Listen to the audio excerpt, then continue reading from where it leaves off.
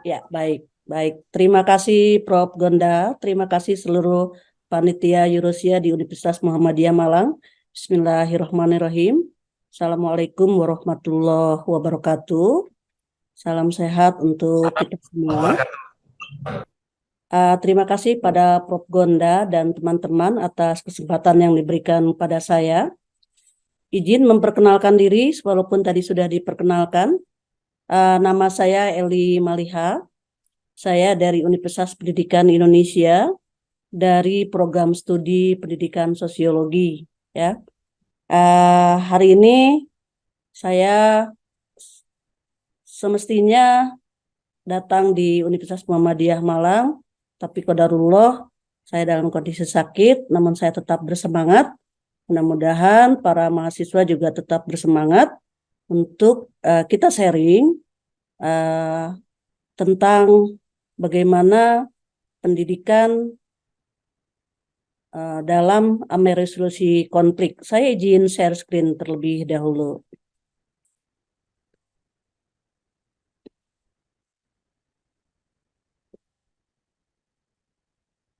Baik, judulnya ini yang saya pilih adalah pendidikan resolusi konflik dalam masyarakat multikultur.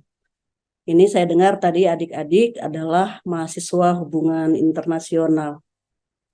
Ketika kita bicara masalah multikultur, ketika kita bicara masalah konflik, menurut saya adik-adik dari mahasiswa hubungan internasional ini penting dipahami ya, karena bicara masalah konflik dalam masyarakat multikultural tidak akan terlepas dari hubungan-hubungan.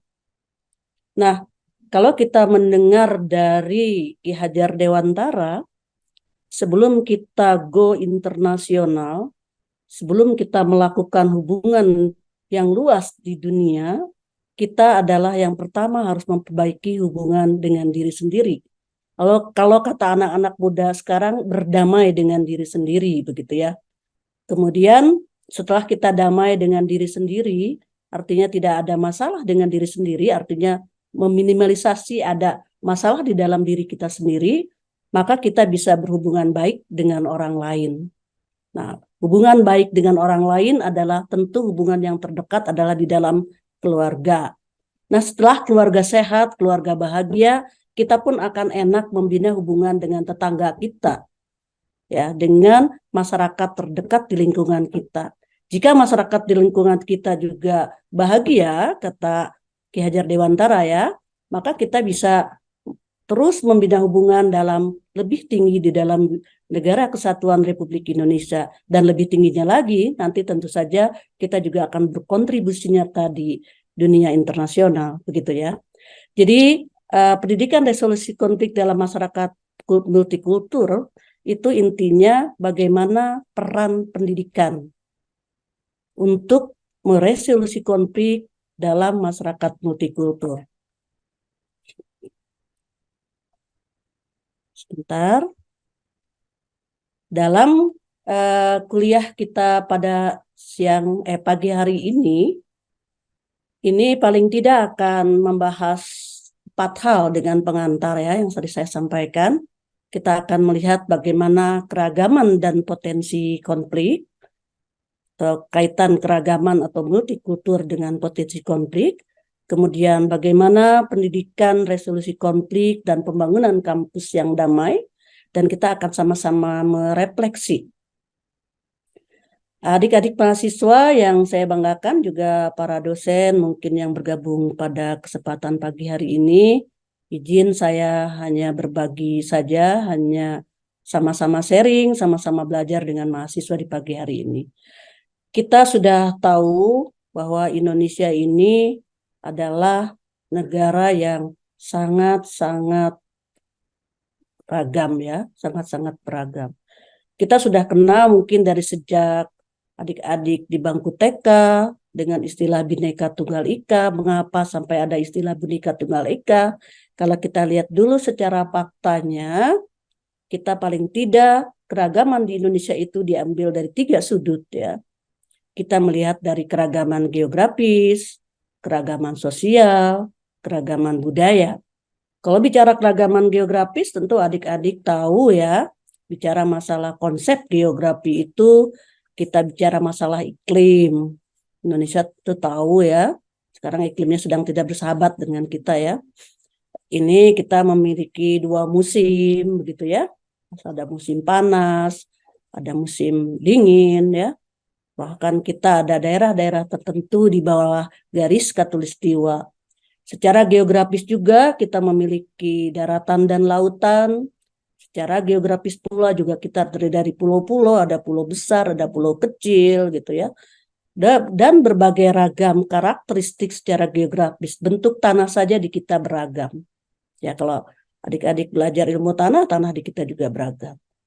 Termasuk juga perbedaan waktu juga kita beragam, ada Indonesia Barat, Tengah, dan Timur ya. Itu karena apa? Karena ya memang kondisi disebabkan oleh kondisi geografis. Kemudian kita juga kebinekaan atau multikulturnya masyarakat Indonesia juga, atau keragaman masyarakat Indonesia juga kita biasa lihat dari keragaman sosialnya. Di sini kita lihat Indonesia terdiri dari berbagai rupa individu dan kelompok dengan nilai dan norma yang berbeda-beda satu sama lain. Mengapa? Karena Indonesia terdiri dari beragam suku, bangsa. Ya. Tidak hanya suku tapi juga bangsa. Adik-adik bisa lihat ras apapun kita ada di Indonesia. Saya tidak usah mengulang, pasti adik-adik tahu, dan berapa banyak jumlah suku bangsa yang ada di Indonesia. Nah, ini keragaman sosial inilah yang merupakan salah satu bentuk keragaman yang ada di Indonesia. Kemudian kita juga lihat ada keragaman budaya. Jika ada keragaman sosial, bahwa kita bicara masalah sosial dan budaya, itu tidak bisa disatukan, tidak bisa dipisahkan satu sama lain. Ketika kita bicara masalah masyarakat, pasti di dalamnya adalah ada juga terkait masalah budaya. Karena adik-adik mungkin tahu, budaya itu adalah hasil cipta karsa rasa manusia. Siapa manusia itu? Ya manusia itu sebagai salah satunya adalah tadi keragaman sosial, banyak manusia yang ada di Indonesia. Maka dengan keragaman sosial, maka akan terjadi juga adalah keragaman budaya. Karena budaya dihasilkan oleh manusia, gitu ya.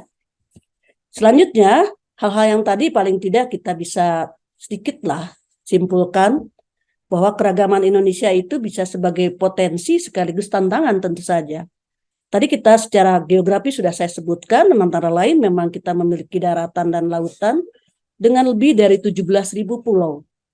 Konon katanya masih banyak pulau-pulau yang belum terhuni. Ya. Kemudian lebih dari 250 juta penduduk yang tentu saja beragam karakteristiknya. Bayangkan oleh adik-adik, dari 250 juta manusia Indonesia ini tidak ada satupun yang persis sama. Meskipun dia berasal dari bangsa yang sama, suku yang sama, keluarga yang sama, bahkan kembar identik pun belum tentu sama, pasti beragam. Itulah kalau kita introspeksi lebih jauh, merenung lebih jauh, itulah kebesaran Allah Subhanahu wa taala ya. Kemudian dan tentu saja karena tadi beragamnya jumlah penduduk Indonesia, pasti juga beragamnya karakternya, beragam karakteristiknya, beragam ciri-cirinya. Nah, kemudian tadi sudah saya sebutkan Indonesia memiliki berbagai macam suku. Yang tercatat yang saya baca ada juga yang menyatakan lebih dari 1.340 suku. Yang di dalamnya setiap suku, karena suku adalah manusia, masyarakat menghasilkan kebudayaan yang seperti saya sebutkan tadi, maka memiliki juga beragam kebudayaan. Juga kita beragam penganut agama. Memang yang secara resmi diakui oleh negara itu ada 6 agama ya, tapi kepercayaan itu yang merupakan bagian dari kebudayaan mungkin tidak bisa kita hitung. Banyak sekali di Indonesia ini. Kemudian kita tahu Indonesia memiliki lebih dari 1.000 bahasa dan sebagainya potensi keragaman yang dimiliki Indonesia. Tentu kita patut syukuri. Bahkan orang mengatakan Allah Subhanahu wa ta'ala menciptakan Indonesia dalam keadaan tersenyum. Mengapa dalam keadaan tersenyum? Karena Indonesia itu juga tadi memiliki kekayaan alam yang luar biasa yang belum saya sebutkan tadi. Namun tentu saja potensi yang kita miliki tadi jika tidak dikelola dengan baik akan menjadi tsunami bagi keberadaan Indonesia. Nah, di sini ada istilah potensi itu jika tidak dikelola dengan baik akan menjadi tsunami bagi keberadaan Indonesia. Apakah kita bisa langsung tanya jawab atau saya selesaikan dulu ya, Prof. Gonda?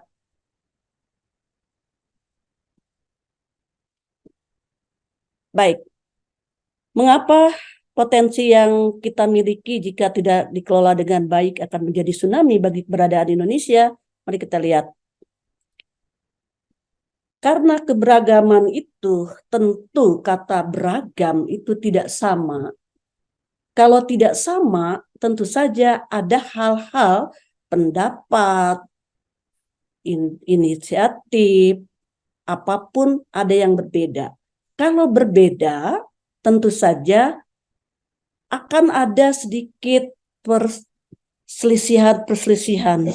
Dalam artian misalnya Anda berbeda dengan adik-adik, berbeda dengan temannya, pasti akan terjadi argumentasi. Gitu ya.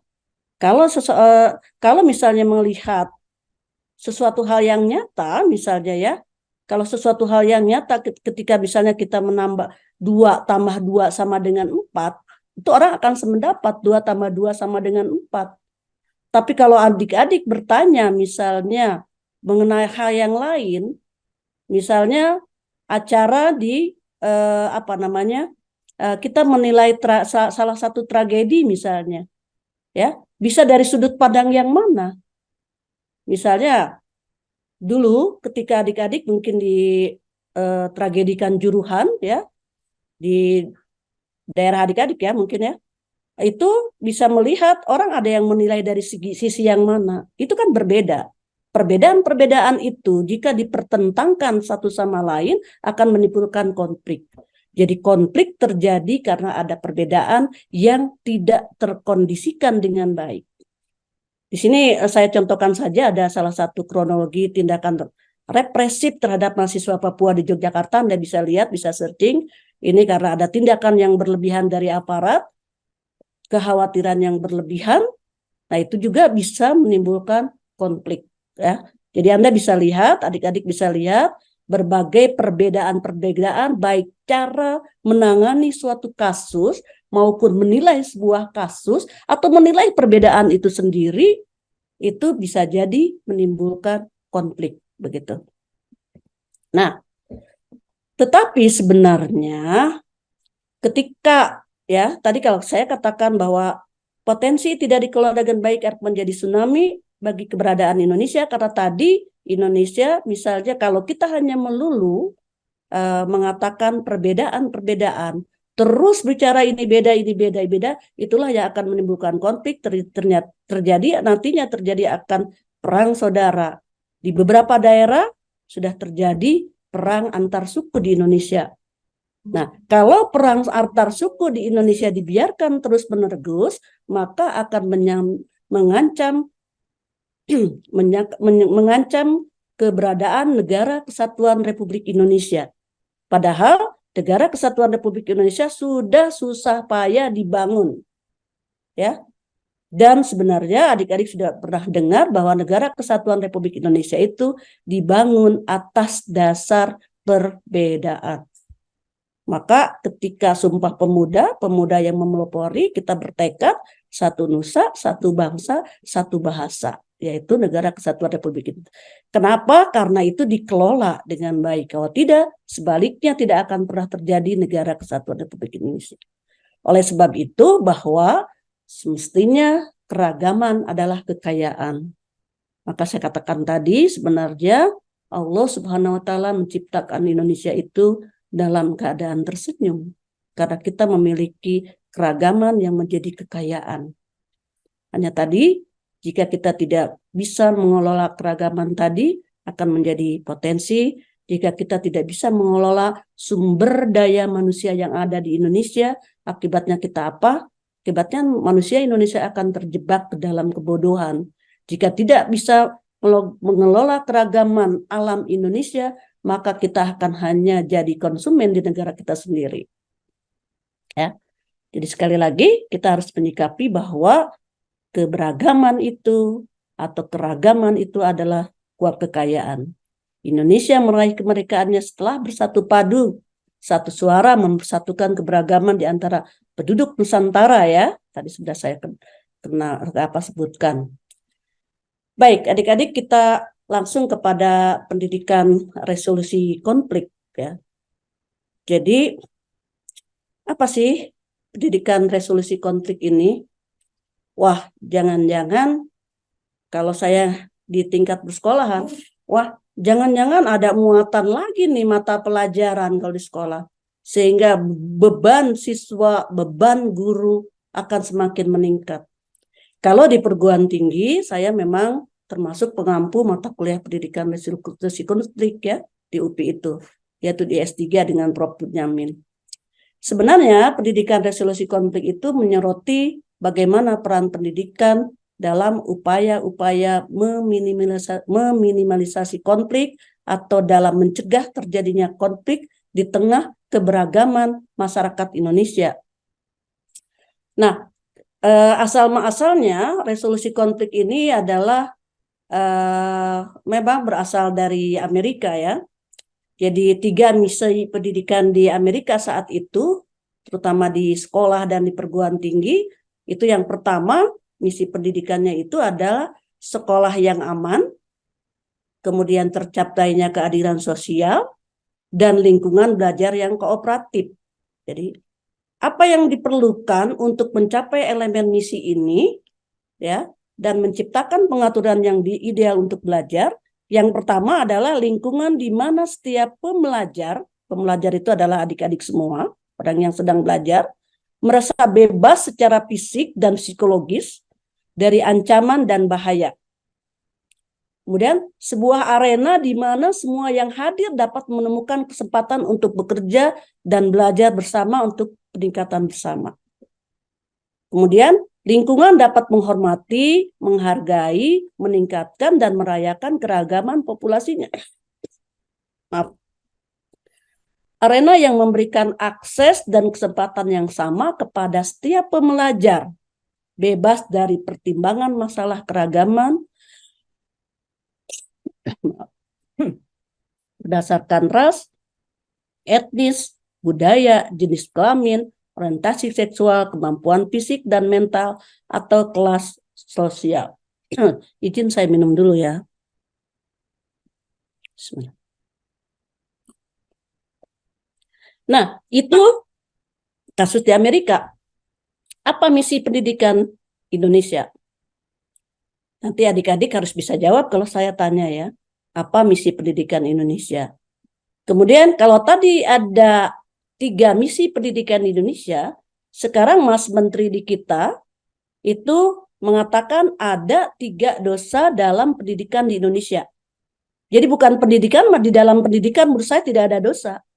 Tapi ada 3 dosa di dalam lembaga pendidikan Indonesia yang sekarang sedang terjadi maksudnya. Yang pertama adik-adik mungkin tahu ya, kita mengenal ada perundungan. Mengapa perundungan terjadi? Itu konflik. Kemudian ada kekerasan seksual. Mengapa ada kekerasan seksual? Itu konflik. Kemudian ada intoleransi. Mengapa ada intoleransi? Itu konflik juga. Dan bahkan ada yang memasukkan narkotika nafsa ya, sudah masuk ke sekolah, sudah masuk ke kampus. Jadi banyak dosa-dosa yang sekarang bukan karena pendidikannya, tapi di lembaga pendidikan ada masalah-masalah tersebut yang oleh Mas Menteri disebut ada 3 dosa di dalam pendidikan.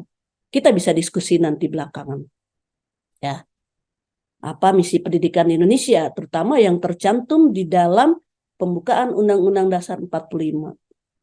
Oke, saya sebutkan saja misi utama, tujuan utama.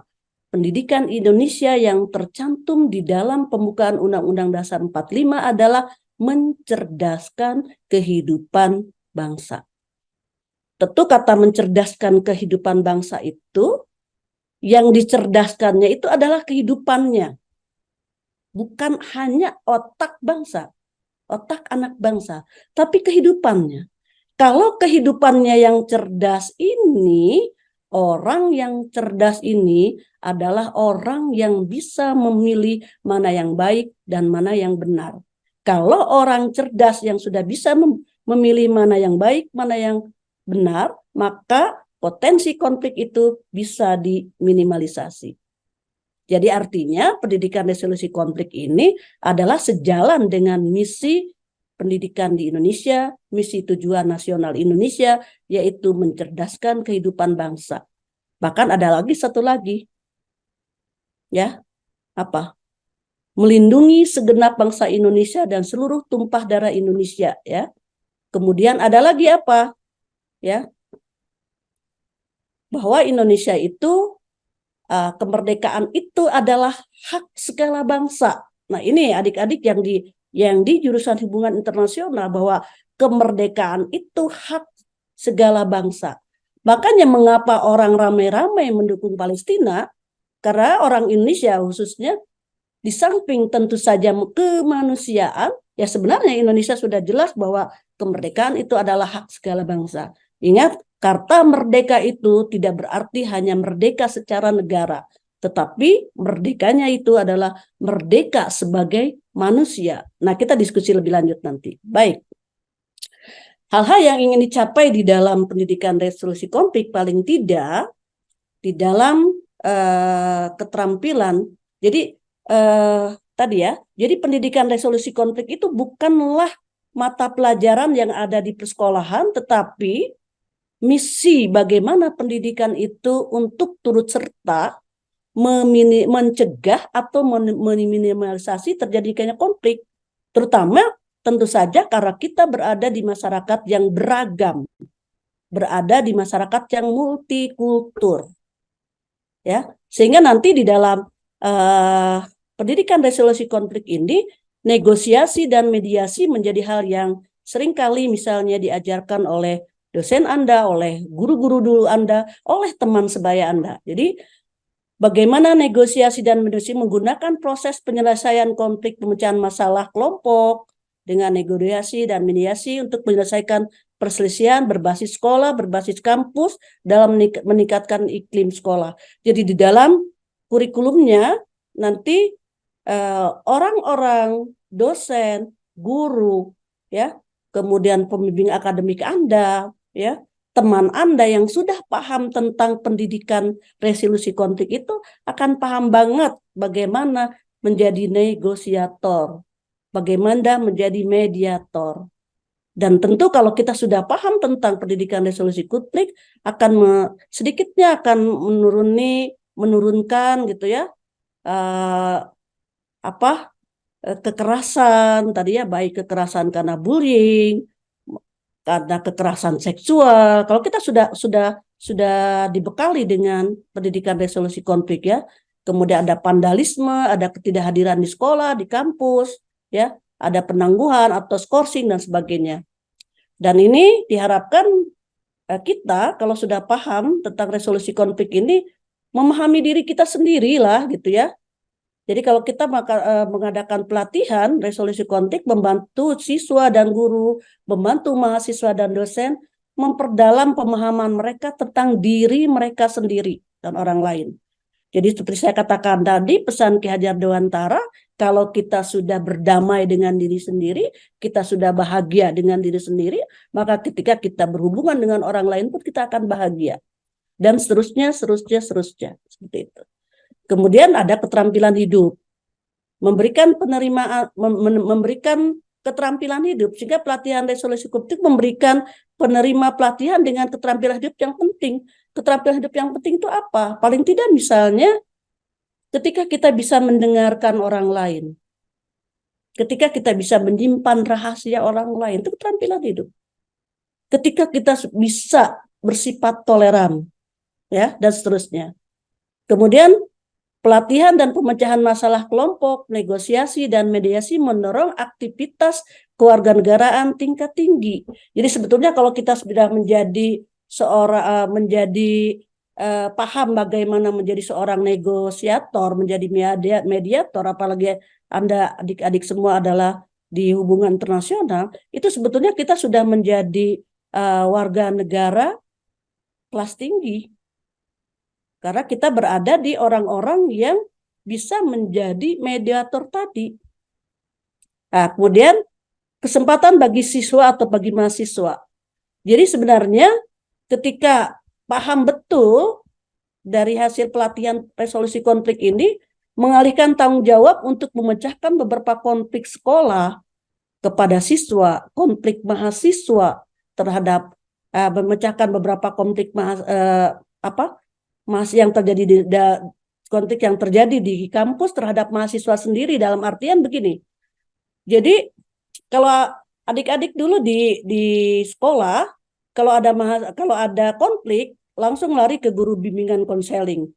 Kalau ada konflik di kampus langsung lari kepada pembimbing akademik atau pada dosen yang terdekatnya, bahkan kepada wakil dekannya. Nah, kalau sudah mengikuti pelatihan pendidikan resolusi konflik, dia bisa tahu apa yang harus dia lakukan. Sehingga mengurangi beban para pembimbing. Bukan berarti pembimbing lepas, tetapi karena mahasiswa bisa menyelesaikan konfliknya sendiri. Maka di himpunan mahasiswa kalau ada pelatihan ini, paling tidak para anggota himpunan mahasiswa itu sudah tahu. Nah, kalau sudah yang seperti ini nggak usah lah kita cepat-cepat ngadu ke dekanat, ngadu ke prodi, kita bisa menyelesaikan masalah sendiri. Nah, seperti itu. Kemudian juga ada manajemen perilaku, ya, sistem manajemen perilaku yang lebih efektif daripada penahanan, penangguhan. Jadi kalau misalnya mahasiswa kita tidak pernah dipahamkan kepada bagaimana pendidikan resolusi konflik, capek untuk orang tua, capek untuk guru, untuk sekolah, untuk dosen, karena kita ikut membetulkan, misalnya mereka yang misalnya merokok sembarangan, mohon maaf ya, mereka yang tiba-tiba iseng-iseng begitu, kadang-kadang kalau misalnya dia tidak paham betul, kita sebagai orang tua ikut capek karena ikut mengatur. Tapi kalau mahasiswa sudah bisa tahu apa yang harus dia lakukan, ya, maka dosen tidak usah manggil secara khusus gitu ya.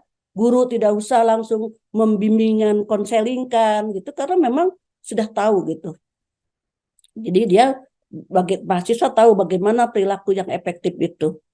Nah, tadi sudah saya katakan mendengarkan secara aktif, kemudian itu keterampilan hidup ya, belajar memahami sudut pandang orang lain, dan tentu saja mandiri dan berdaya. Ini tentu kalau kita paham betul, kita tidak akan membuang-buang waktu dengan tawuran, kita tidak akan membuang-buang waktu dengan memperolok-olok orang lain, tapi kita tahu hal yang kita lakukan ini menjadi kita adalah nanti seorang sosok yang bisa mandiri dan berjaya. Jadi di sini disebutkan contoh, ini salah satunya adalah keterampilan negosiasi dan mediasi. Ini adalah alat pecahan masalah yang sangat cocok untuk masalah yang dihadapi kaum muda. Dan mereka yang terlatih dengan pendekatan ini sering menggunakannya untuk menyelesaikan masalah yang mereka tidak akan mencari bantuan orang dewasa. Karena mereka akan mandiri dan berdaya menyelesaikan masalah-masalahnya dan tidak akan terganggu aktivitas pembelajaran sehari-harinya. Nah, sekarang apa yang bisa dilakukan kampus?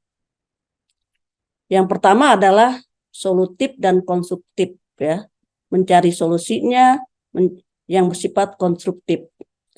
Berhenti membuat masalah semakin buruk, mengajarkan alternatif dari kekerasan. Jadi ketika yang dilakukan oleh kampus,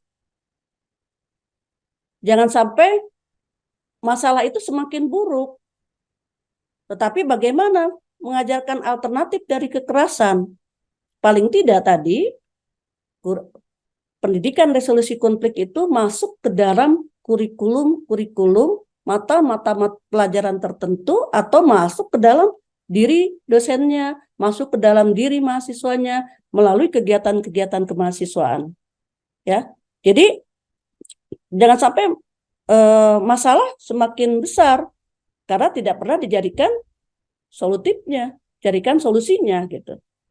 Nah, kemudian berikan kesempatan kepada mahasiswa, mengajarkan mahasiswa untuk bertindak bertanggung jawab di lingkungan sosialnya, mengajarkan mahasiswa untuk memahami dan menerima konsekuensi dari pelaku mereka.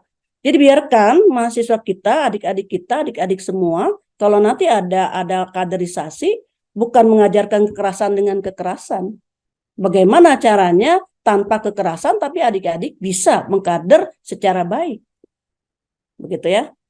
Jadi memahamkan menerima konsekuensi dari perilaku mereka. Misalnya, jika Anda tidak masuk sekolah oleh siswa ya, akibatnya apa?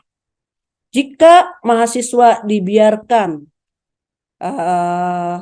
dibiarkan terus-menerus, misalnya ya, memperolok-olok atau membuli atau lain-lain, maka akibatnya apa? Dia terus diberikan kepada kenyataan bahwa konsekuensi dari perilaku ini adalah ini. Ya. Misalnya jika Anda sekarang ya ada Permendikbud 30 2021 tentang pencegahan dan penanganan kekerasan seksual di lingkungan perguruan tinggi. Nah, itu pahami. Dulu itu waktu zaman saya kalau misalnya suitan-suitan saja, ledekan-ledekan saja itu tidak dianggap kekerasan seksual. Tapi kalau sekarang sudah. Nah, oleh sebab itu pahamkan kepada mereka, jangan seperti itu. Akibatnya kalau Anda seperti itu terjadi ancamannya seperti ini. Nah, jadi jangan sampai kita capek dengan hukuman-hukuman. Biarkan dia tahu bahwa itu akan berakibat hukuman jika melakukannya. Nah, kemudian ada pembelajaran yang lebih bermakna dan berdampak. Tentu ini meningkatkan kualitas pembelajaran. Sekolah atau kampus mengajarkan mahasiswa cara mengatasi masalah nyata. Kalau sekarang dengan keterampilan 4C, tentu kita sudah bagaimana mahasiswa itu berpikir kritis. Nah, berpikir kritis itu tentu saja berpikir yang bisa membedakan mana yang baik, mana yang buruk. Bahkan bisa mengkomunikasikannya. Ya. Dan seterusnya dengan keterampilan 4C-nya.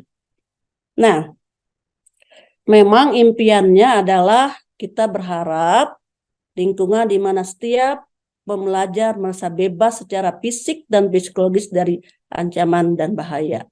Kalau sebenarnya kalau mahasiswa sudah paham betul ya, jika kita melakukan tindakan kekerasan seksual, tindakan bullying, akibatnya akan seperti ini, maka menurut saya tidak perlulah ada Permendikbud. Ya. Jadi idealnya, impiannya lingkungan di mana setiap pembelajar merasa bebas secara fisik dan psikologis dari ancaman dan bahaya. Ya. Kan sekarang ini, mohon izin ya, mohon maaf, mahasiswa-mahasiswa baru datang kan pelongak-pelongo gitu ya. Ya kadang-kadang mereka itu jadi bahan guyonan atau apa dan lain sebagainya. Nah kita kalau kita tahu ada peraturan, kalau kita sejak awal tahu bahwa itu sesuatu yang salah, maka tidak perlulah ada peraturan itu menurut saya. Ya, kemudian lingkungan dapat menghormati, menghargai, meningkatkan, dan merayakan keragaman populasinya. Ya tentu kita inginnya lingkungan kita dapat menerima, menghormati, menghargai tentang keberagaman. Ya, kemudian sebuah arena di mana semua yang hadir dapat menemukan kesempatan untuk bekerja dan belajar bersama untuk peningkatan bersama, artinya untuk kemajuan bersama. Inginnya seperti itu. Kalau hal-hal seperti ini ya, arena yang memberikan akses dan kesempatan yang sama kepada setiap pembelajar, bebas dari pertimbangan masalah keragaman berdasarkan ras, etnis, budaya, jenis kelamin, dan sebagainya. Inilah yang memberikan impiannya memang seperti itu.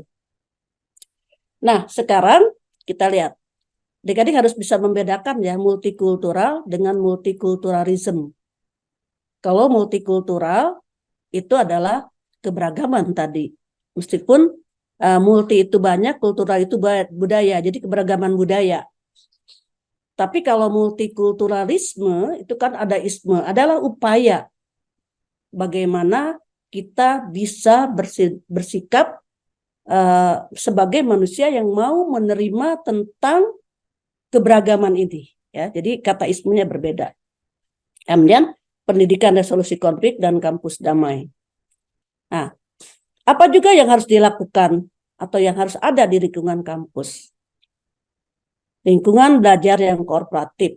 Saya yakin walaupun saya baru sekali ke Universitas Muhammadiyah Malang, ini tentu ada lingkungan belajarnya sudah kooperatif, ya. Apalagi didasari dengan nilai-nilai yang sudah cukup kuat, ya. Kemudian instruksi langsung dan praktik keterampilan dan proses resolusi konflik. Jadi maksud instruksi langsung ini, keterampilan resolusi konflik itu sudah menjadi bagian dari apa yang disebut dengan school culture. Sudah menjadi budaya kampus. Apalagi insya Allah di dalam ajaran Islam bahwa keberagaman itu adalah sunatullah, ya. Kita tahu bahwa Allah menciptakan manusia itu berbangsa-bangsa, bersuku-suku untuk saling mengenal. Izin saya minum lagi, ya. Nah, artinya kalau sudah begitu itu adalah sudah melekat menjadi budaya kita, ya. Kemudian integrasi konsep dan keterampilan resolusi konflik ke dalam kurikulum itu kalau mau sebuah tawaran. Jadi konsep-konsep tentang tadi bagaimana keterampilan negosiasi, mungkin adik-adik di hubungan internasional ada komunikasi antar budaya mata kuliahnya. Nah, komunikasi antar budaya itu bagaimana mengkomunikasikan perbedaan budaya. Agar apa? Agar pesan yang bisa tersampaikan dengan baik, kan begitu. Nah, bisa masuk di dalam salah satu mata kuliah, bisa dalam mata-mata kuliah yang lain, mengajarkan konsep-konsep tadi. Kemudian sistem manajemen kampus dan kelas tanpa paksaan. Jadi kita sejak awal, mahasiswa yang mau belajar itu, belajar secara keseluruhan itu, memang mereka yang betul-betul niat belajar. Kalau kampusnya tidak dalam ketegangan mengajarkan sesuatunya, tidak disiplin yang kaku, mahasiswa dengan sukarela, maka akan lingkungan kampusnya akan terasa damai, begitu, ya.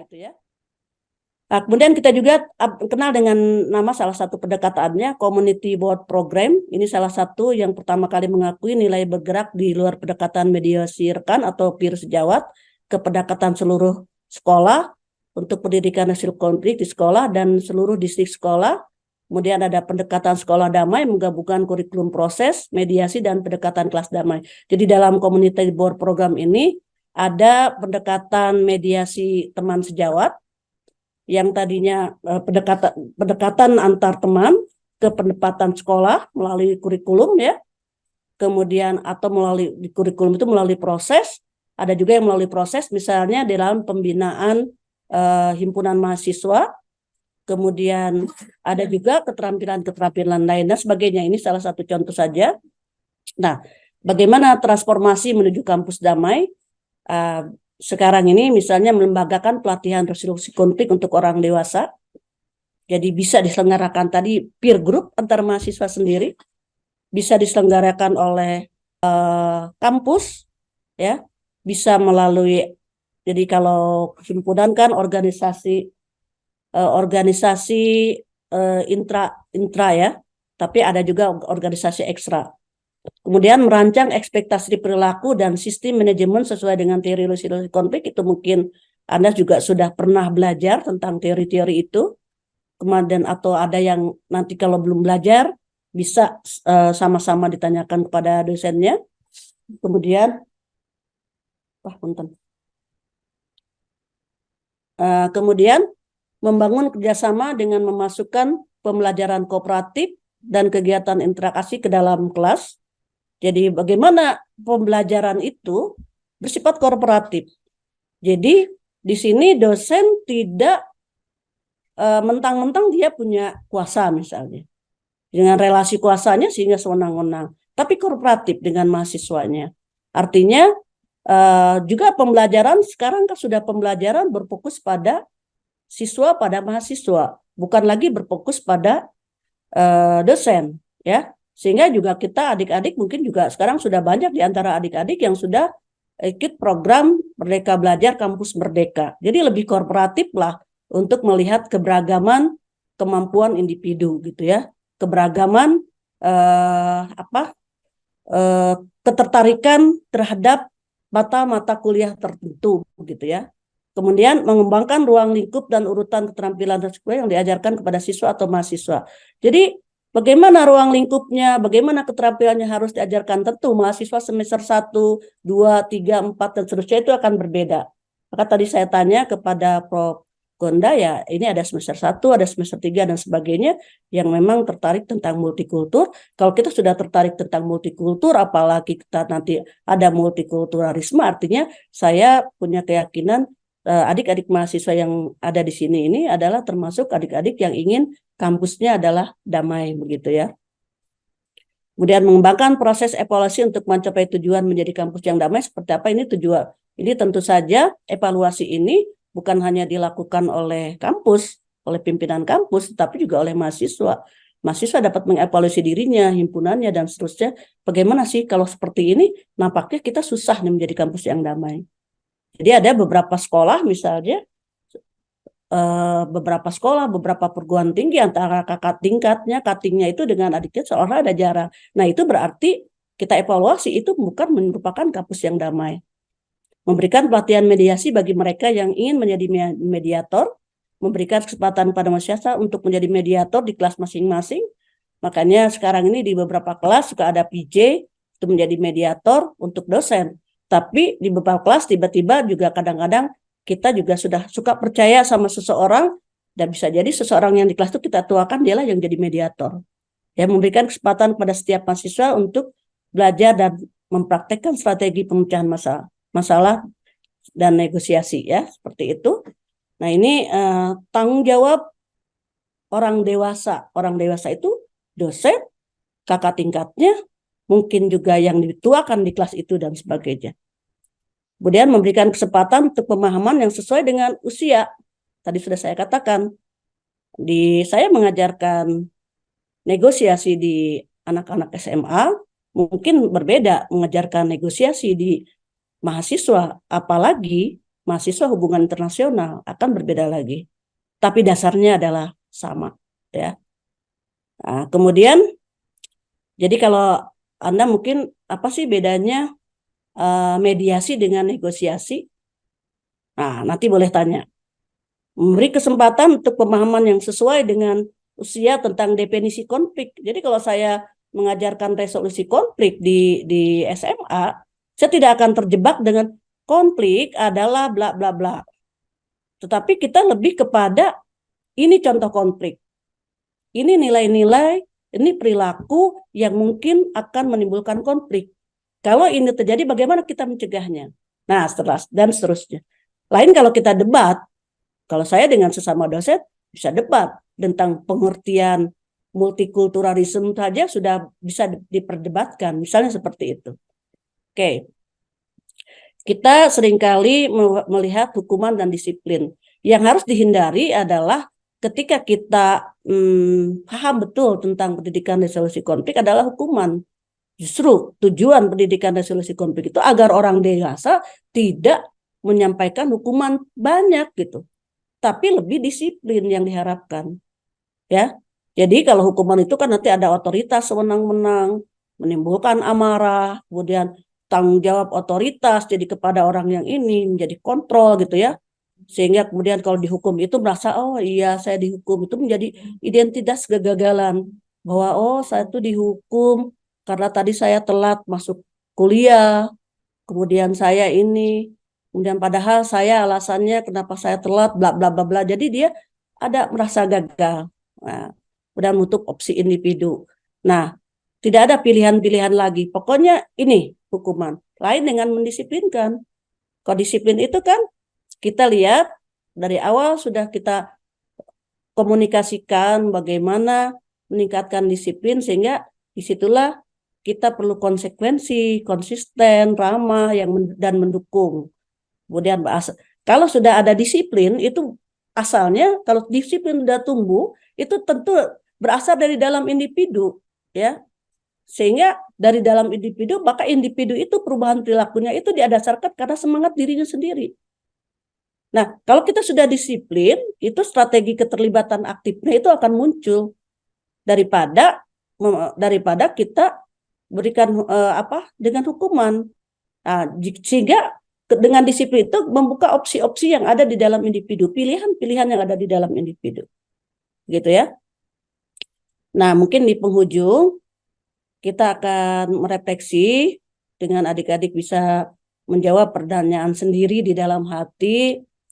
Ada hal-hal keterampilan fundamental yang harus kita miliki atau fundamental skill sekarang ini bagaimana membangun iklim yang damai. Sedangkan adik-adik kita sama-sama berintrospeksi diri, merefleksikan bagaimana sih iklim yang damai itu. Tadi saya katakan dari mulai diri sendiri dan sampai kepada perdamaian dunia. Bagaimana kita memahami konflik, bagaimana memahami makna perdamaian, ya, bagaimana kita memediasi, bagaimana kita bernegosiasi, ya, kemudian bagaimanakah kita pemecahan masalah secara berkelompok. Sudah milikikah kita hal-hal seperti ini? Kalau kita punya skill mendasar itu atau fundamental skill ini, ya artinya pendidikan resolusi konflik sudah ada di dalam diri kita masing-masing. Demikian yang bisa saya sampaikan. Terima kasih atas perhatiannya. Kita akan berdiskusi. Assalamualaikum warahmatullahi wabarakatuh. Saya kembalikan ke Prof. Gonda. Oke, Prof. Eli, saya kira sangat menarik tadi materi yang sudah disampaikan. Sekarang teman-teman sekalian, ya Prof. Eli sudah menceritakan ya bagaimana memang multiculturalism ya itu berbeda dengan multicultural. Ya, multicultural artinya perbedaan yang mana memang di negeri kita beliau gambarkan kita sudah berbeda-beda, bahkan termasuk di tempat kita sendiri ya. Kita di UMN, di Prodi HI ya, background kita berbeda-beda sehingga apa? Kita pun kemudian perlu untuk saling menumbuhkan sikap multiculturalism, ya paham saling menghargai, ya saling menghormati satu dengan yang lainnya. Nah, dengan cara begitu maka konflik itu bisa diminimalisir. Bahkan ketika ada konflik pun bisa diselesaikan. Oke, sekalian, ya Allah saya tanya jawab. Ya silakan mungkin ada pertanyaan atau ada yang ingin dikonfirmasi dengan Prof. Eli, kami persilahkan. Ya langsung maju ke depan ya. Ya langsung di sini saja ya. Baik, Assalamualaikum warahmatullahi wabarakatuh. Waalaikumsalam. Perkenalkan Profesor, nama saya Ilham Pradisya Utama, asal saya dari Sidoarjo. Oke, jadi mungkin langsung ke pertanyaan saja ya. Oh, oke, saya ulangi nama saya dulu. Nama saya Ilham Pradisya Utama, asal saya dari Sidoarjo. Oke, Ilham silakan. Mungkin langsung ke pertanyaan saja ya Profesor. Ya, sebenarnya jika misi pendidikan itu bisa disimpulkan untuk mencerdaskan kehidupan bangsa dan memberi keamanan terhadap menempuh pendidikan, mengapa masih bisa ada perundungan, tindak kekerasan yang dan lain-lain gitu. Dan itu tujuannya untuk menyudutkan suatu kelompok saja. Nah, sebenarnya mengapa misi itu sulit dijalankan dan apa yang perlu diubah dalam sistem pendidikan di dunia? Karena jika kita berkaca pada United States, Amerika Serikat maksudnya, misi tadi itu belum bisa dicapai secara maksimal karena masih ada tindak kekerasan kayak misal bullying, kekerasan lainnya, bahkan sampai school shooting seperti itu. Mungkin itu saja dari saya. Terima kasih. Wassalamualaikum warahmatullahi wabarakatuh. Waalaikumsalam. Bagus pertanyaannya. Ditambung saja mungkin Prof. Gonda. Ya. Baik, Assalamualaikum warahmatullahi wabarakatuh. Waalaikumsalam. Izin memperkenalkan diri Prof, nama saya Nina Midiani asal saya dari Kabupaten Nabire, Provinsi Papua Tengah. Ya. Di sini saya ingin bertanya, untuk kasus akhir-akhir ini di kalangan pelajar maupun mahasiswa, itu yang saya perhatikan kasus bunuh diri.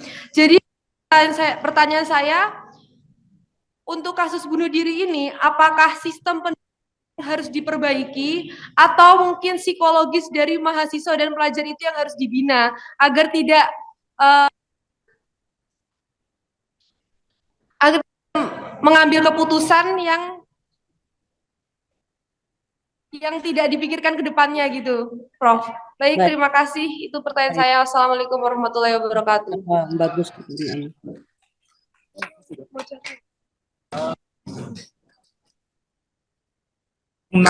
Ya. Baik, Prof, terima kasih kesempatannya. Perkenalkan, nama saya Noval, asal saya dari Kediri. Jadi di daerah asal saya itu ada beberapa kampus. Nah, sekitar tahun 2018, 2019 dan 2020 itu ada kasus di mana oknum dosen melakukan kekerasan seksual kepada mahasiswinya. Nah, mengacu pada Permendikbud nomor 10 2021, saya ingin bertanya, Prof. Dari pendapat Prof sendiri, maka yang Prof berikan dari 1 sampai 10 kepada kayak ketegasan kampus dalam penanganan kekerasan seksual di kampus-kampus di Indonesia. Itu aja sih, Prof. Terima kasih.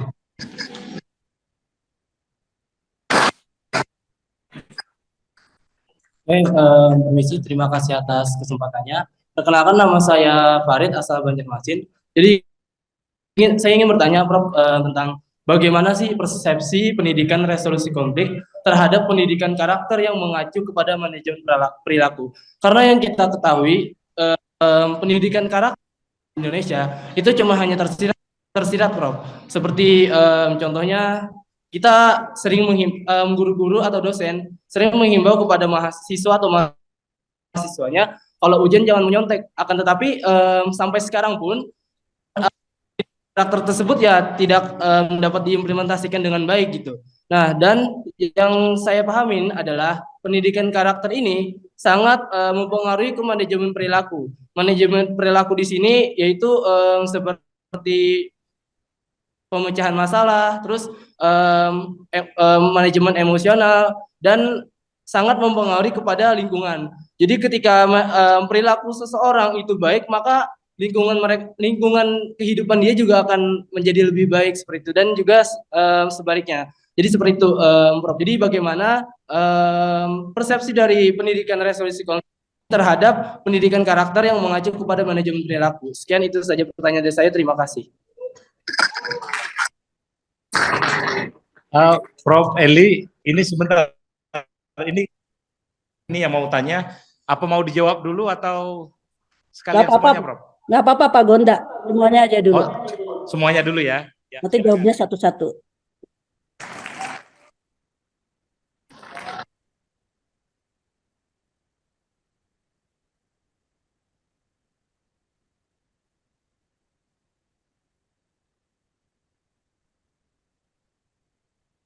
Suaranya belum muncul. Mohon maaf, suaranya belum muncul.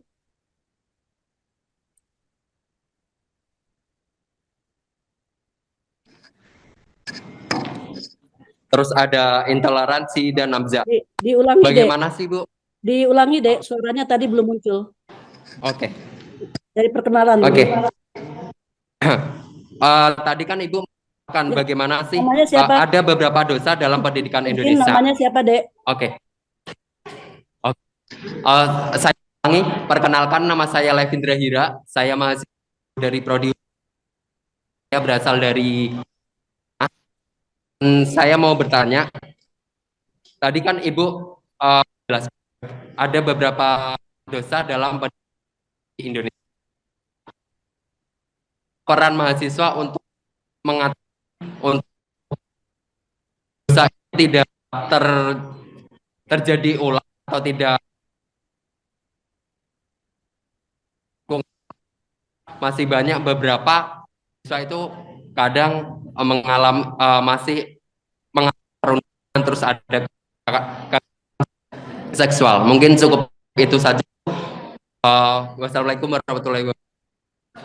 Waalaikumsalam.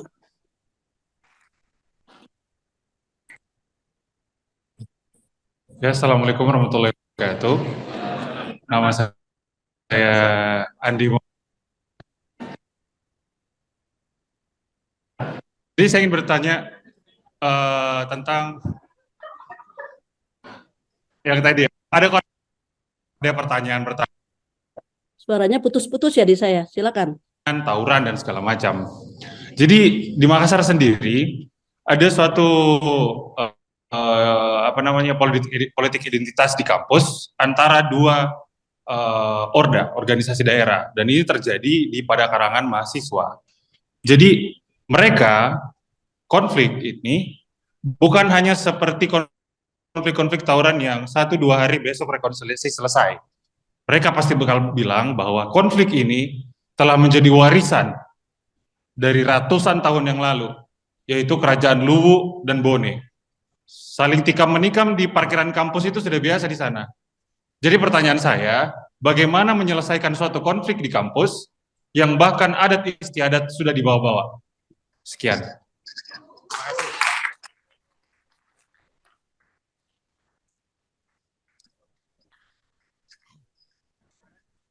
Assalamualaikum warahmatullahi wabarakatuh. Waalaikumsalam warahmatullahi wabarakatuh. Jadi perkenalkan, nama saya Ramadan Hidayat. Saya berasal dari Nusa Tenggara Barat, Kabupaten Sumbawa Barat. Nah, di sini saya ingin bertanya, dalam beberapa kelompok pemuda itu terkadang mereka itu berkomunikasi menggunakan bahasa atau kata-kata yang itu konteksnya itu kotor atau kasar. Nah, itu merupakan persepsi para pemuda saat ini dengan menggunakan bahasa yang konteksnya itu kasar dan kotor itu untuk pendekatan dan hubungan mereka itu agar lebih baik. Itu dalam persepsi para pemuda sekarang itu. Nah, contohnya juga dalam dalam perang Israel dan Palestina, banyak netizen Indonesia yang menggunakan sosial media itu menggunakan bahasa-bahasa yang kotor atau bahasa-bahasa yang kasar itu, sehingga itu bisa membantu kasus kemanusiaan yang terjadi di Palestina dengan cara menyerang sosial media para pemilik oknum-oknum Israel. Nah, di situ bisa dilihat bahwasanya budaya yang sering dianggap buruk oleh orang-orang ini bisa juga digunakan dalam hal yang baik dalam sisi waktu yang tertentu. Mungkin itu dari saya. Terima kasih. Ya, kita berikan aplaus. Izin. Pertanyaannya gini, kedengaran Prof? Suaranya tadi. Bentar Prof, izin ada yang mijit bel. Mohon maaf, izin sebentar. Oh, yang Silakan Prof Gonda. pertanyaan terakhir sudah jelas Prof ya? Jelas. Ketangkap Oke, esensi. ini masih ada 2 lagi Prof. Oke, Ini siap. mohon maaf, pertanyaannya sampai 9 Prof ya, penanyanya. Oke. Bagus. Perkenalkan, nama saya Aloysius Gonsagal Nabe. Saya berasal dari Nusa Tenggara Timur, dari Pulau Timur lebih tepatnya, dan saya masih semester 3. Oke. Sebelum saya menuju ke pertanyaan saya, Profesor, ada 2 hal yang kali kemukakan kehidupan di bagian timur. Satu hal yang pertama,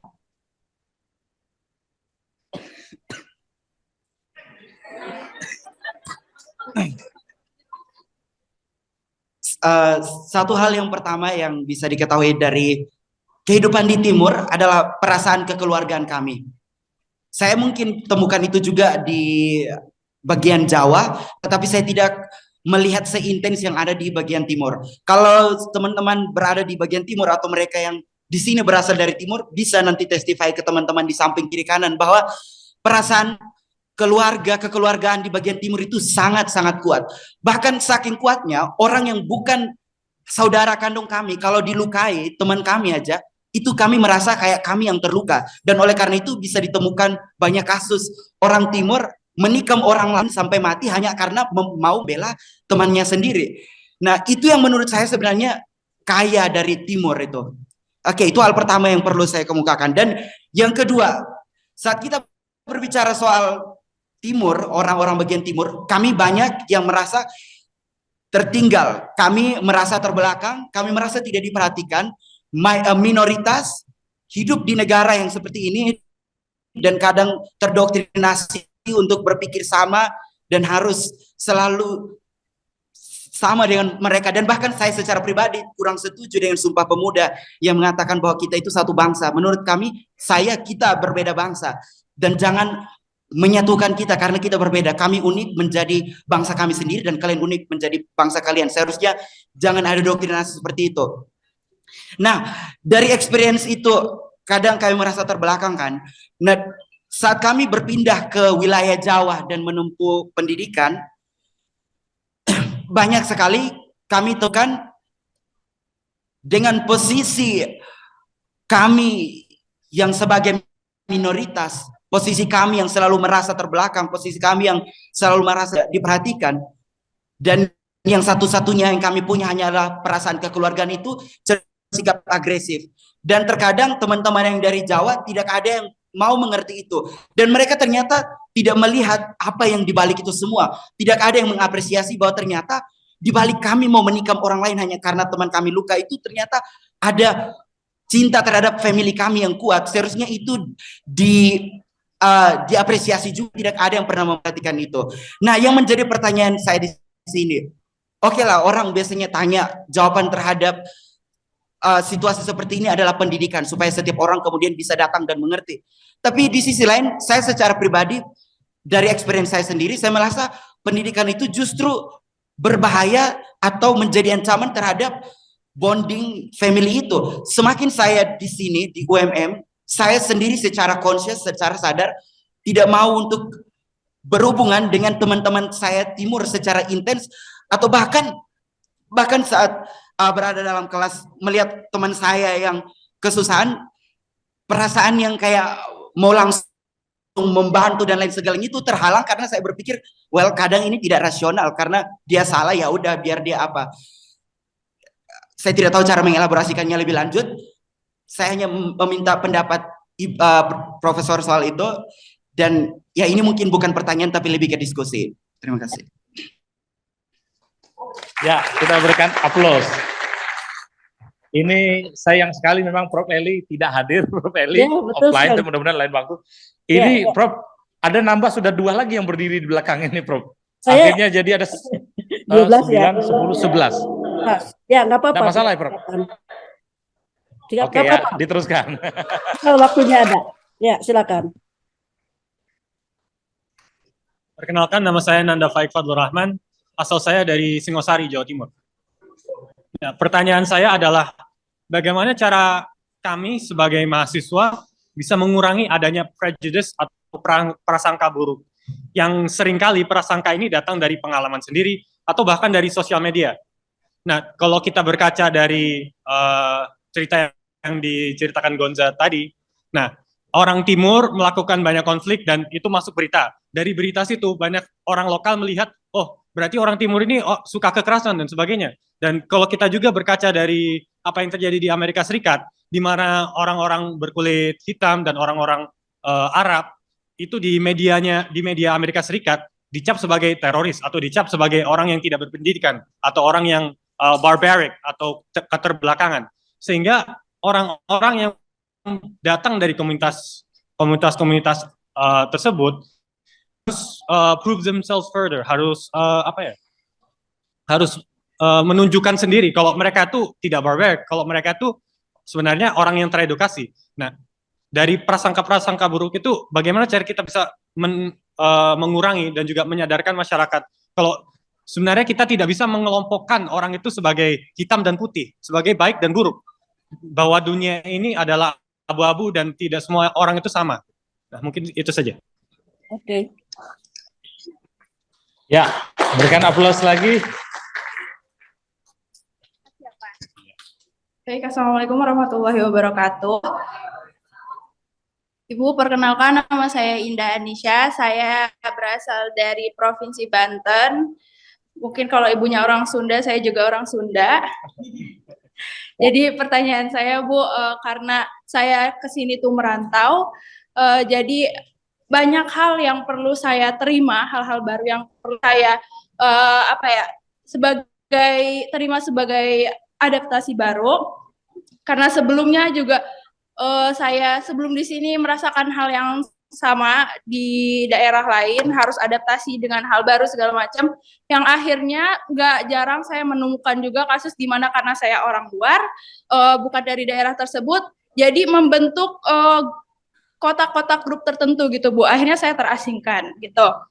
Nah, itu juga kenapa mungkin saya cari juga datanya, salah satu faktor kenapa banyaknya kasus bunuh diri Bu yang saya lihat per tahun ini pun karena faktor diskriminasi mahasiswa di tempat rantaunya. Jadi saya tanya posisi kampus untuk kasus ini tuh di mana, memerankan peran apa supaya tidak meminimalisir hal ini terjadi. Karena kalau misalkan konseling itu kan menunggu kitanya yang datang ya Bu, sedangkan kampus nggak tahu siapa yang mengalami itu gitu. Atau mungkin kitanya juga malu untuk datang ke konseling gitu Bu. Terima kasih. Wassalamualaikum warahmatullahi wabarakatuh. Waalaikumsalam warahmatullahi wabarakatuh. Sementara terakhir ya, yang ini ya.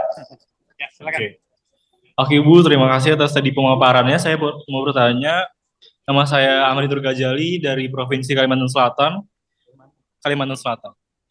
Tadi Ibu menyebutkan bahwa pendidikan itu dianggap sebagai salah satu resolusi konflik yang dapat memberikan kontribusi besar dalam membangun pemahaman, toleransi, dan juga dialog antar kelompok. Tapi menurut saya tapi juga tidak sedikit mahasiswa atau siswa yang berkonflik satu sama lain antar kelompok yang berbeda-beda atau dari individunya sendiri. Dalam perspektif Ibu sebagai seorang pendidik, bagaimana Ibu melihat konflik-konflik yang terjadi dan bagaimana langkah yang tepat selain berdialog dengan kelompok atau individu tersebut, Ibu? Terima kasih. Ya. Oke, selamat pagi Bu. Nama saya Husni Abdullah Pelu, asal saya dari Provinsi Maluku, tepatnya Kota Ambon. Izin bertanya, tadi Ibu sedikit membahas tentang 3 dosa atau beberapa dosa yang terdapat dalam sistem pendidikan ini. Nah, pertanyaan saya itu, apakah sistem pendidikan di negeri ini masih sangat tidak bisa menyesuaikan apa yang terjadi dalam hal ini gitu. Maksud saya tuh apakah kesalahan dari setiap pemuda yang melanggar atau membuat dosa-dosa itu dalam dia itu pure salah diri sendirinya atau salah dari sistem pendidikan. Soalnya seperti kita tahu sistem pendidikan di Indonesia sendiri masih belum bisa untuk mengkontrol pemuda-pemuda kita saat ini. Banyak yang masih melakukan kesalahan itu. Jadi kesimpulannya apakah salah sistem atau secara individual itu. Namun kalau emang salah individual, apakah kesalahan individual ini dipengaruhi oleh sistem yang ada? Sekian Bu, terima kasih. Ya. Oke, sekali lagi teman-teman kita berikan aplaus yang meriah untuk kita semua. Ini luar biasa Prof. Gonda. luar biasa, Luar Prof. biasa. Eli. Ya, teman-teman sangat antusias. Ada 12 pertanyaan, ada 12 penanya dan 12 pertanyaan. Monggo nanti mungkin langsung saja, nggak perlu saya ulangi, Prof. Ya, siap. Biar waktunya lebih efektif. Nanti mungkin ada yang terlewat bisa kita tanyakan lagi. Silakan, Prof. Baik, Prof. Gonda. Ini lebih dari ujian disertasi pertanyaannya. Bagus ya. Jadi saya mudah-mudahan tidak memuaskan, biar kita terjadi diskusi lebih lanjut. Mudah-mudahan kelak kita bisa bertemu. Pertama adalah pertanyaan dari Ilham dari Sidoarjo. Jadi pertanyaannya saja sudah multikultur ya. Pertanyaannya saja sudah beragam. Saya apresiasi terhadap Universitas Muhammadiyah Malang. Ada yang dari Sidoarjo, ada yang dari Nabire, Kediri, Banjarmasin, kemudian tadi ada dari mana ya? Makassar, NTB, NTT, kemudian ada dari Banten, Singosari, kemudian ada dari Maluku, ada dari Kalimantan Selatan. Lengkap ya, mewakili pulau-pulau besar di Indonesia ada. Baik, dari Ilham dari Sidoarjo tadi mengatakan misi pendidikan Indonesia itu betul adalah mencerdaskan kehidupan bangsa, termasuk di dalamnya adalah ikut serta dalam ketertiban dunia ya. Di sini apakah misi ini sesuatu yang sulit dicapai ataukah memang tidak bisa dicapai, kan gitu intinya. Ya sebenarnya tergantung perspektif mana. Kalau menurut saya, kalau kita ingin mencapai misi tersebut adalah untuk mencapai misi tersebut adalah tanggung jawab kita bersama, bukan hanya tanggung jawab pemerintah, tetapi juga tanggung jawab saya sebagai pendidik, juga tanggung jawab Ilham dan teman-teman sebagai pembelajar, begitu ya. Jadi sebetulnya ke arah bagaimana mencerdaskan kehidupan bangsa terus diupayakan menurut saya ya, terus diupayakan. Bahkan saya dengar meskipun ini bukan indikator, saya dengar pengumuman PISA kemarin itu kita naik beberapa digit, rankingnya naik 6 kalau tidak salah. Itu salah satu ikhtiar saja ya. Kemudian misalnya dari awal, kalau Anda merujuk, adik-adik merujuk dari sejak Indonesia merdeka, sekarang ini kalau dihitung dari kuantitas, berapa jumlah sarjana itu lebih banyak. Nah sekarang masalahnya seperti saya katakan tadi, mencerdaskan kehidupan bangsa itu tidak hanya mencerdaskan otaknya. Jadi tidak hanya berhitung secara kuantitatif, berhitung secara kuantitas, misalnya anak-anak yang lulus di dalam matematika dan bahasa, bukan hanya itu, tetapi lebih kepada bagaimana setelah, kan tujuan pendidikan itu adalah, tujuan dasar daripada pendidikan itu adalah memanusiakan manusia. Nah, setelah selesai belajar itu, mereka lebih baik, begitu ya. Tujuan pendidikan seperti itu. Tidak, lebih baik itu tidak hanya lebih baik otaknya, tetapi juga lebih baik akhlaknya. Ya, jadi jangan sampai tadi orang tidak percaya sama pendidikan, seperti teman Anda katakan, ada memang orang yang tidak percaya sama pendidikan karena pendidikan justru memperburuk. Ada yang percaya seperti itu. Nanti kita bahas lebih lanjut. Jadi apa yang perlu diubah? Yang perlu diubah, kalau misalnya itu belum tercapai, yang perlu diubah adalah sebenarnya memaksimalkan keinginan kita. Kalau selama ini misalnya pendidikan hanya memberikan tanggung jawab sepenuhnya pada pemerintah, maka pendidikan sebetulnya yang utama dan yang pertama adalah tanggung jawab keluarga, ya, itu. Jadi jangan sampai keluarga kalau sudah merasa menyekolahkan anaknya selesai mendidik anak. Nah kita kembalikan back to family bahwa tanggung jawab utama pendidikan itu adalah di keluarga. Sekolah hanya tinggal meneruskan. Jadi kembali ke rumah, di rumah harus memantapkan. Jadi bukan selesai di sini. Jadi ikhtiar mencerdaskan kehidupan bangsa itu ikhtiar bersama, tanggung jawab bersama antara keluarga, pemerintah, dan masyarakat. Jadi kalau ada yang salah, berarti harus dibetulkan dari semua itu. Nah, saya mungkin klise jawabannya ya, tapi saya pikir mahasiswa akan lebih paham. Kemudian ini dari Nina, ya sekarang ini memang sangat miris sekali, banyak sekali pelajar-pelajar, mahasiswa dengan kasus bunuh diri.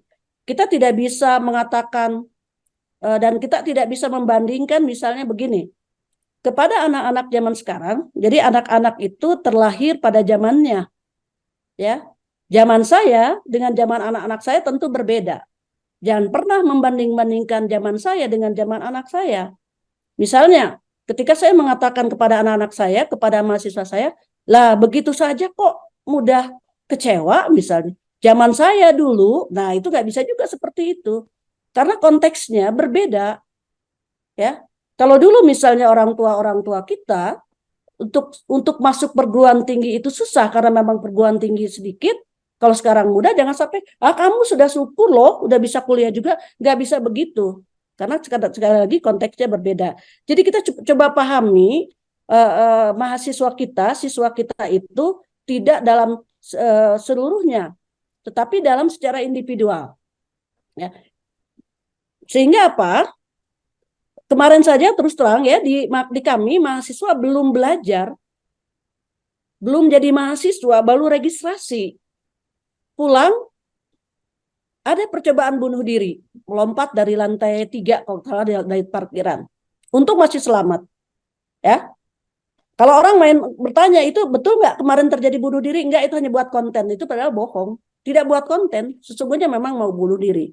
Setelah ditanya, dia itu setelah registrasi memandang sederet mata kuliah yang banyak, kemudian dia memikir apakah saya mampukah. Ada kegalauan di dalam dirinya, kekhawatiran tidak mampu mengikuti perkuliahan. Nah, kegalauan ini yang sebetulnya sistem belajar di SMA berbeda dengan sistem belajar di perguruan tinggi untuk kasus anak saya itu ya, untuk kasus mahasiswa saya. Nah, di tahun-tahun akhir di sekolah menengah itu mestinya ada semacam orientasi bagaimana belajar kuliah di perguruan tinggi. Ya, kalau di SMA kan dari jam 7 sampai jam 13 misalnya. Kalau di perguruan tinggi kan bisa jam 7 sampai 8.50, tiba-tiba ada lagi jam 14. Sehingga ada waktu kosong. Nah, dari mulai bangku maaf saya terlalu bersemangat.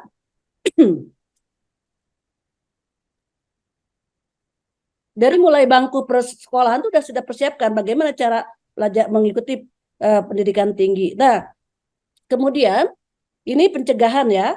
Kemudian ini baru pencegahan. Kemudian di beberapa perguruan tinggi di kami misalnya ada yang disebut dengan unit layanan bimbingan konseling. Unit layanan bimbingan konseling itu termasuk juga ada Satgas, itu punya hotline yang bisa diakses oleh mahasiswa. Jadi begitu mahasiswa daftar itu sudah ada hotline pengaduan. Dan hotline pengaduan itu dibentuk bukan untuk diam, artinya harus merespon cepat juga. Nah, seperti itu. Sehingga bisa mencegah hal-hal seperti ini.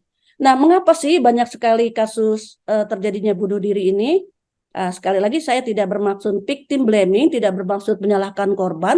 Ini karena banyak hal, bisa tadi misalnya dia berasal dari keluarga yang saya kebetulan membimbing sebagai pembimbing ya, pembimbing skripsi yang membahas tentang plus generasi yang sarjana. Nah, orang yang di keluarganya tidak sarjana, bahkan mohon maaf, ayah ibunya hanya lulusan sekolah dasar itu, anaknya sarjana itu luar biasa itu perjuangannya, ya. Karena bagaimana dia beradaptasi dengan lingkungan. Ya, salah satu penyebabnya itu adalah bagaimana dia beradaptasi. Ya, dia tidak mampu beradaptasi sehingga disitulah ada kasus frustasi dan lain sebagainya. Di samping juga tadi nyambung juga ada dosa di perguruan tinggi atau di sekolah, bukan dosa pendidikan. Menurut saya pendidikan tidak berdosa. Kalau adik-adik bertanya apa sih pendidikan itu? Pendidikan itu pada hakikatnya tadi. Pendidikan pada hakikatnya adalah bagaimana memanusiakan manusia. Jadi kalau ada yang salah mungkin sistem di dalam pendidikannya, lembaga pendidikannya, gitu ya. Jadi bisa jadi di dalam sistem atau lembaga pendidikan itu tadi ada di dalam sistemnya ada terjadi beban yang sangat berat. Misalnya terlalu banyaknya tugas, tetapi tugasnya itu tidak pernah diperiksa, tidak pernah dikomunikasikan, gitu ya. Terlalu banyaknya mata pelajaran, terlalu banyaknya mata kuliah, ya. Tidak melihat bahwa mahasiswa itu kemampuannya berbeda-beda, nah ya. Jadi makanya sekarang ini dipilihlah bagaimana kemampuan berdasarkan kemampuan atau minat mahasiswa, begitu ya. Nah, jadi banyak faktor yang menyebabkan itu, termasuk juga gagal di dalam pertemanan. Nah, itu ya. Jadi, itu para faktor-faktor penyebabnya. Kalau tadi tanya, apa yang menjadi faktor penyebab? Kemudian dari Nopal ya, tadi dari Nina, dari Ilham, sekarang dari Nopal, dari Kediri. Di dalam kampus, di daerahnya, katanya banyak terjadi oknum, khususnya di kampus-kampus sekitarnya antara tahun 2018 sampai 2020 oknum dosen yang melakukan kekerasan seksual pada mahasiswanya. Ya. Jadi begitu dibukanya Permendikbud nomor 30 tahun 2021 itu seperti dibukakan keran yang luas gitu ya, air mengalir begitu saja sangat deras karena sebenarnya kasus kekerasan seksual itu seperti gunung es, ya, seperti gunung es yang kelihatan dari permukaannya itu sedikit, padahal bawahnya itu banyak. Jadi kasus kekerasan seksual itu tidak hanya di perguruan tinggi, tetapi di masyarakat. Sekarang ada Undang-Undang Nomor 12 Tahun 2022 tentang tindak pidana kekerasan seksual. Itu mengapa undang-undang dan permen itu lahir? Karena memang kasus itu ada, ya, karena memang kasus itu ada.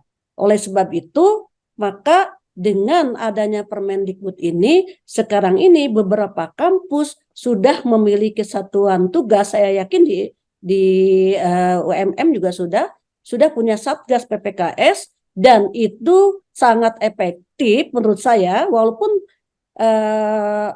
tadi kalau ditanya 1 sampai 10, mungkin sekarang ini masih di 5 mungkin ya. Kenapa? Karena Permendikbud sendiri baru diluncurkan di akhir tahun 2021. Kenapa? Karena masih banyak kasus-kasus kekerasan yang belum tertangani dengan baik.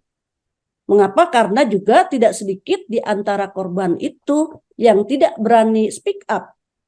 Kenapa alasannya? Alasannya bisa karena malu, ya. Alasannya bisa takut, bisa malu, bisa takut lebih lagi malu ya. Dan bisa karena hal-hal lain. Ya. Jadi syukur alhamdulillah dengan adanya permen itu sebetulnya mulai tertangani. Mulai ada mahasiswa speak up, kemudian para satgas itu tentu ada cara-cara bagaimana mendampingi sehingga kasus tidak memblow up begitu saja. Ketika kampus memblow up ke media, bisa jadi masalahnya bukan selesai. Mungkin oknumnya selesai.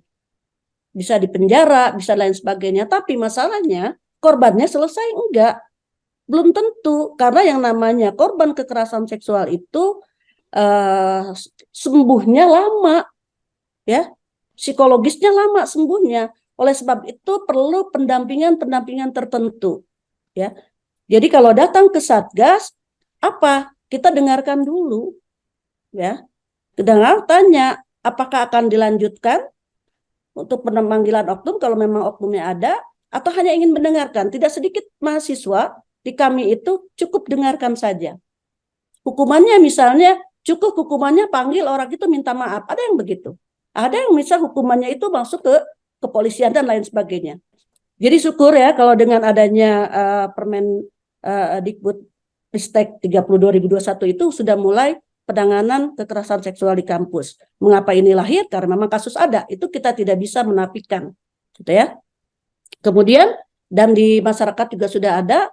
Sehingga sekarang kalau ada kekerasan di dalam kampus, ya, ataupun kekerasan di dalam masyarakat kita, di rumah tangga sekalipun, dengan adanya Undang-Undang 12 tahun 2022, itu meskipun misalnya suaminya, dia melakukan kekerasan terhadap istri, istrinya melaporkan kepada polisi, ya, kemudian oleh terbukti suaminya melakukan kekerasan, tapi oleh istrinya karena demi anak dan lain-lain, maka ditarik proses pelaporannya. Itu tidak bisa selesai karena kekerasan sekarang bukan lagi delik aduan, ya. Kekerasan tetap adalah merupakan tindak pidana, maka langsung diproses meskipun istrinya mencabut.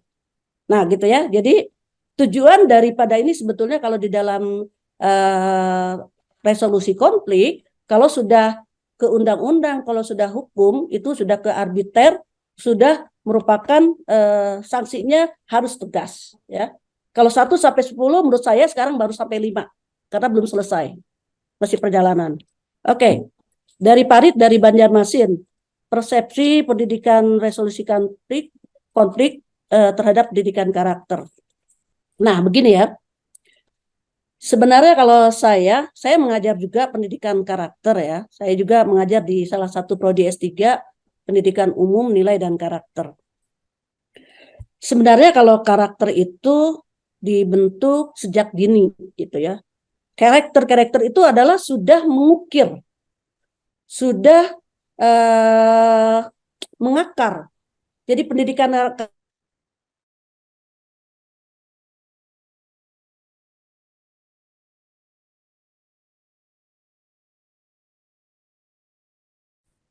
ya, makanya mohon maaf ya, di dalam ajaran Islam ini, mengapa seorang ibu yang sedang hamil harus sering membaca ayat suci Al-Quran gitu, melakukan perilaku yang baik, tidak mudah marah dan lain sebagainya, karena itu ada keyakinan secara psikologis, emosional itu adalah membentuk karakter anak, begitu ya. Nah, pendidikan karakter itu sekali lagi dimulai dari yang terkecil, dari lingkungan keluarga. Itu kalau dia karakternya terus dibentuk di sekolah, dibentuk di lingkungan masyarakatnya. Kalau saya mengatakan karakter itu mestinya adalah positif mestinya ya kalau pendidikan karakter itu. Karena mengajarkan hal-hal yang positif. Nah, kalau pendidikan karakter sudah berjalan dengan mulus, sudah menjalan dengan baik, bagaimana mengkaitkannya dengan pendidikan resolusi konflik? Ringan tugas pendidikan resolusi konflik. Karena mahasiswa kita, siswa kita sudah mempunyai karakter yang baik. Jadi tidak orang-orang, siswa-siswa, mahasiswa-mahasiswa yang sudah punya karakter dengan baik, saya berkeyakinan dia tidak akan menjadi atau tidak akan berkonflik begitu ya. Nah, jadi kalau karakternya yang baik, tentu ke dalam manajemen perilakunya juga baik. Bagaimana peran pendidikan karakter? Pendidikan karakter adalah sebagai tool, sebagai alat ya untuk memperkuat karakter-karakter positif yang sudah dibangun siswa mahasiswa dari lingkungannya. Di mana lingkungannya? Sekolah, keluarga dan masyarakatnya seperti itu ya. Oke, itu kemudian dari Replin 3 dosa dalam pendidikan, 3 dosa dalam sistem pendidikan, dalam lembaga pendidikan, bagaimana peran mahasiswa. Oke, sebentar. Ya, kalau peran mahasiswa, pertama tentu satu, ketika kita menemukan kasus kekerasan seksual yang dilakukan oleh siapapun, ya, kita melihat langsung kalau adik-adik sudah punya satgas, laporkan segera kepada satgas agar tidak menular kepada yang lain atau agar tidak berlarut-larut. Ya, kalau melihat langsung. Tapi kalau tidak melihat langsung, kalau kita sebagai mahasiswa berikan telinga kita kepada teman kita. Maksudnya apa?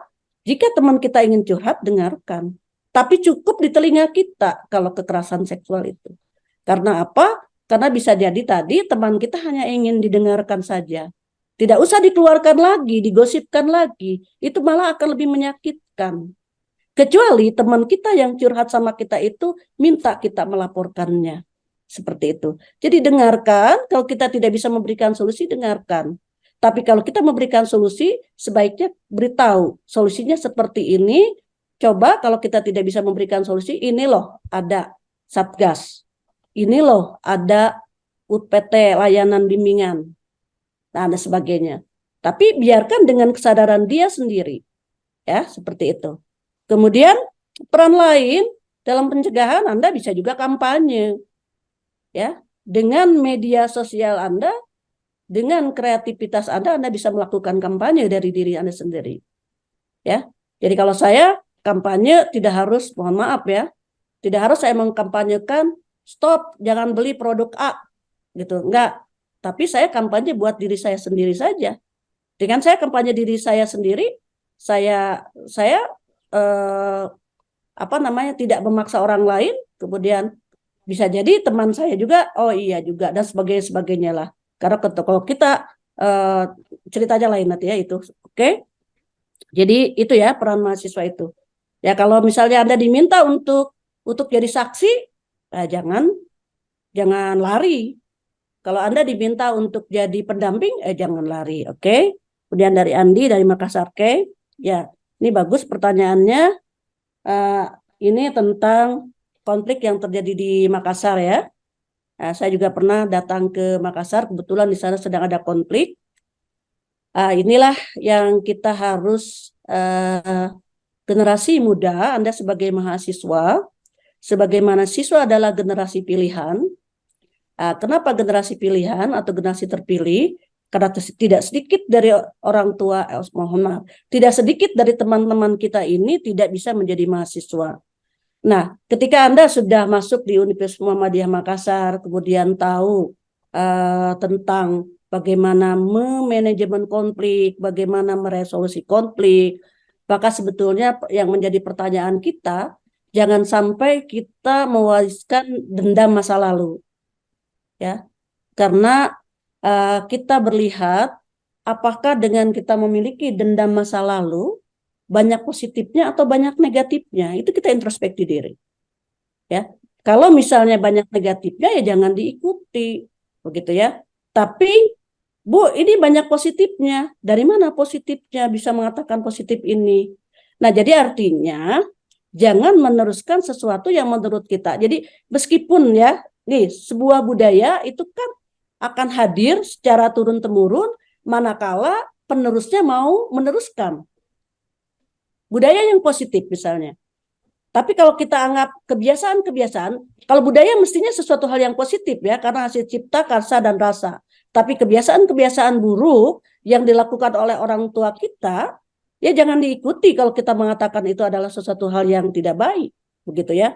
Jadi bagaimana? Jadi justru tadi kalau misalnya Andi dari Makassar, kemudian di situ kita orang tua kita, para pendahulu kita ada semacam apa namanya perselisihan antara Luwuk dan Bone itu, maka seperti saya katakan tadi, mari kita secara rasional bertimbang positif dan negatifnya. Jika positif, wariskan hal-hal yang positifnya, jika negatif jangan diteruskan. Apa yang positifnya? Tidak sebuah, ya saya di dalam pendidikan resolusi konflik, betul ya, tadi nanti juga ada pertanyaan, tidak selalu konflik itu salah, betul. Tidak selalu konflik itu negatif. Konflik ada juga yang positif. Contoh apa konflik yang positif? Tadi teman Anda ya, yang dari orang timur. Itu konflik itu bisa positif karena ketika bisa membangun solidaritas kelompok. Ya. Nanti saya cerita belakangan itu ya. Jadi sekali lagi pada Andi, Anda sudah bertemu saya hari ini, bertemu dengan dosen-dosen, Anda sudah nyebrang dari Makassar ke Tanah Jawa, kemudian kita berdiskusi hari ini, timbanglah banyak mana yang positifnya, mewariskan pertikaian itu atau tidak mewariskan itu ya. Kemudian dari Ramada dan Nusa Tenggara Barat, nah ini ya, kelompok pemuda yang berkata-kata kasar atau berkata-kata kotor. Yang orang kali kotor atau kasar itu dianggap salah gitu ya. Nah, beberapa teman memang pernah mengatakan kepada saya begini, saya kalau nggak marah nggak didengar. Kalau saya baik-baik saja saya tidak didengar, makanya saya marah.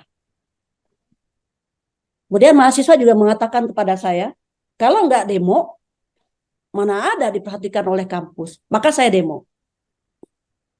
Ya, jadi betul kata Anda, tindakan-tindakan tertentu yang orang katakan itu salah bisa jadi benar oleh kelompok-kelompok tertentu. Sekarang tinggal tujuannya apa? Tujuannya untuk positif atau untuk negatif? Tujuannya untuk positif. Ya, kalau tujuan untuk positif, oke. Tapi mana yang lebih baik? Cara benar, ya, dengan cara yang baik, tujuannya baik, hasilnya baik. Tentu kalau kita pilih cara baik, tujuan baik, dan hasil baik. Tapi nggak bisa, Bu, terpaksa harus dengan cara kasar. Ya, asal kita menyadari cara kasar itu adalah sesuatu yang baik dan tidak menimbulkan kekasaran-kekasaran baru, artinya tidak menimbulkan masalah-masalah baru, tapi tujuannya adalah selesai. Misalnya mahasiswa demo, ya, saya tidak pernah ketika saya jadi wakil dekan bidang akademik kemahasiswaan, saya tidak pernah mahasiswa melarang demo. Asal demonya secara baik-baik, tidak bakar-bakaran ban, tapi menyampaikan aspirasi dengan baik, menyampaikan aspirasi dengan sopan, dia long march, silahkan. Tidak mengganggu, memacetkan jalan, silahkan. Ya, untuk menunjukkan bahwa kekuatan mahasiswa ada, silahkan, gitu ya. Jadi artinya dipikirkanlah dampak positif dan negatifnya. Ya, jadi itu ya yang bisa saya jawab. Memang ada orang-orang tertentu, sudah, gitu. Oke, kemudian dari Gonza kalau tidak salah, ini dari Pulau Timur. Ya, ini jangan sampai begini ya. Kita memperspektifkan diri kita ini terhadap orang lain seperti perspektif umum. Misalnya begini, Bu Eli mah orang Sunda. Orang Sunda mah pasti lemah, kata orang lain. Nah, ketika saya tampil di suku Sunda, di luar suku Sunda, saya membuktikan stigma itu. Saya lemah gitu ya, saya mudah menyerah. Nah, orang akan terus menstigmakan negatif terhadap suku Sunda, misal seperti itu ya. Maka kita jangan sampai menstigmakan suku kita yang distigmakan oleh orang lain. Artinya menguatkan stigma negatif yang telah dilakukan orang lain. Jadi kalau misalnya tadi stigma negatif terhadap orang Timur yang keras, yang kasar, ya Anda tinggal mengatakan saja bahwa, membuktikan bukan mengatakan, keras itu adalah karena kami solid. Gitu ya. Tapi sebenarnya kami adalah orang-orang yang bisa bernegosiasi. Gitu ya. Kita tunjukkan. Jadi kalau misalnya seorang dosen misalnya masuk kelas belum apa-apa dengan muka perang, dengan muka masam, ya, dengan muka marah, mahasiswa mau nggak nerima dosen itu? Nggak akan mau. Begitu ya. Justru kita membuktikan bahwa solidaritas orang-orang Timur itu sangat baik. Makanya seperti saya katakan tadi, tidak semua konflik itu negatif. Konflik akan positif manakala untuk membangun solidaritas. Misalnya begini, ketika misalnya di kelas nih, di kelas suasana sudah gaduh, sudah macam-macam gitu ya, sudah nggak kondusif lagi, tiba-tiba teman Anda yang ini, wah kelas seberang ini loh sama kita, bilang kita ini kelas kita ini gini. Loh, ayo kita lawan kelas sebelah. Nah, itu tiba-tiba menjadi solid.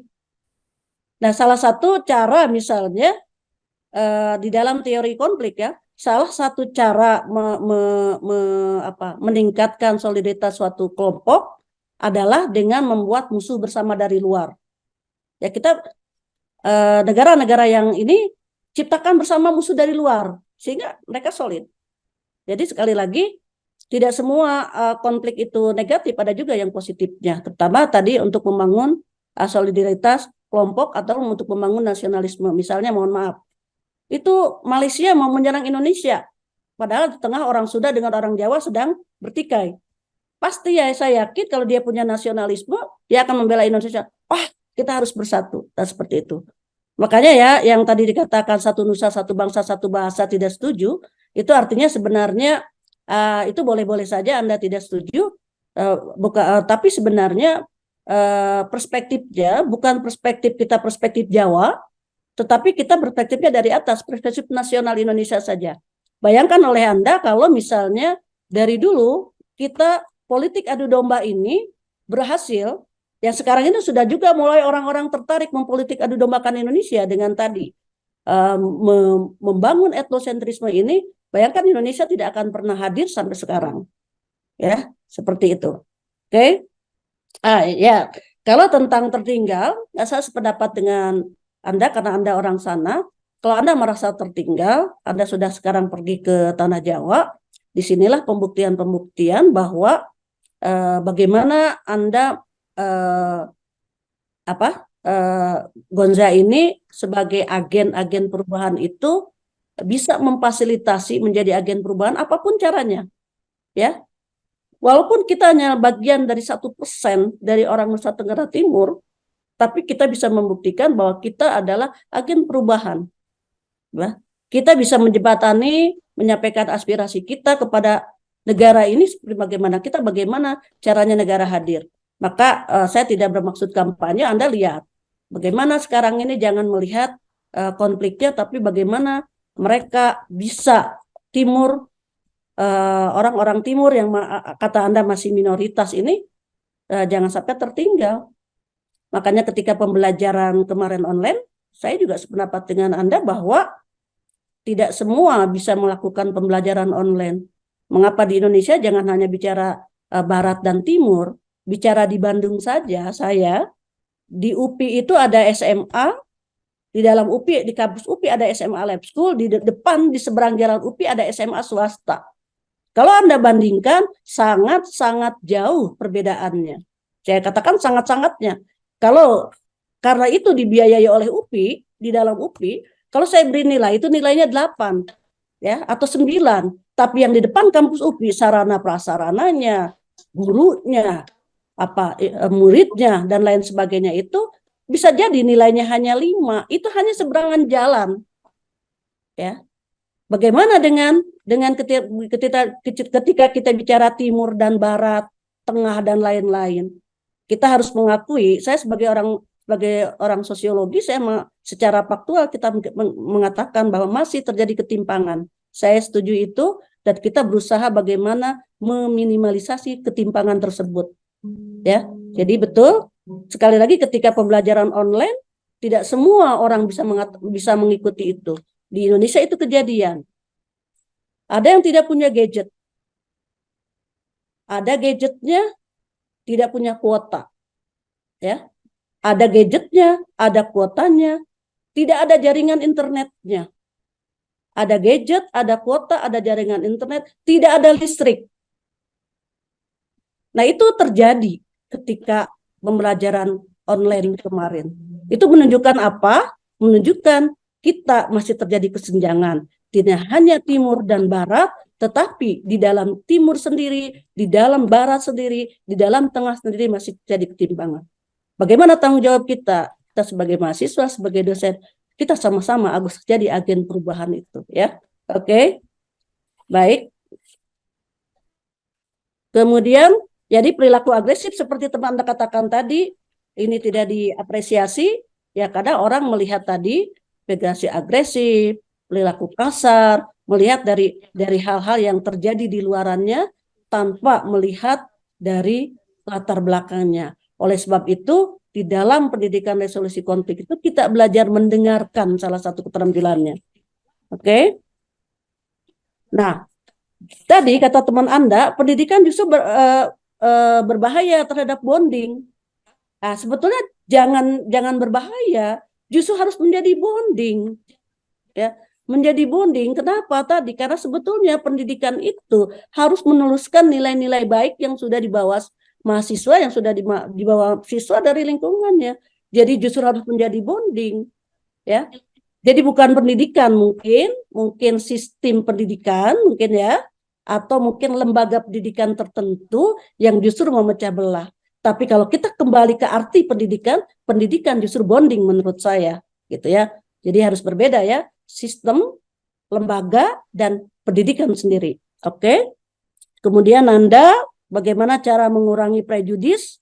Wah, ini Anda sebagai mahasiswa hubungan internasional harus punya sifat atau sikap prejudis itu ya, punya sikap meminimalisasi prasangka buruk gitu ya. Jadi jangan suudon.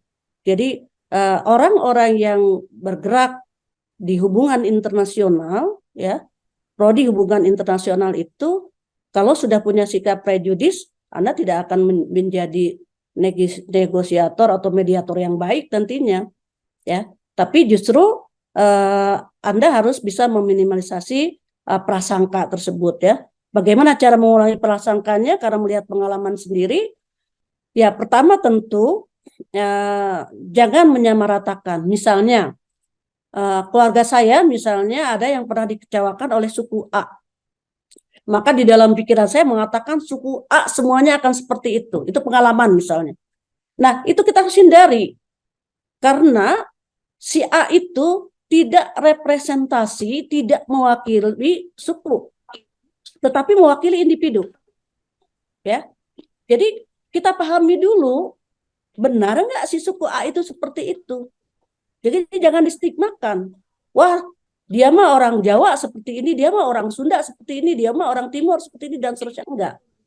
Kita lihat, kita pelajari. Maka kalau kita belajar hubungan antar manusia, hubungan antar suku, jadi sebelum kita masuk ke negara tertentu, sebelum kita masuk ke suku tertentu, kita pelajari dulu apa kebiasaan mereka.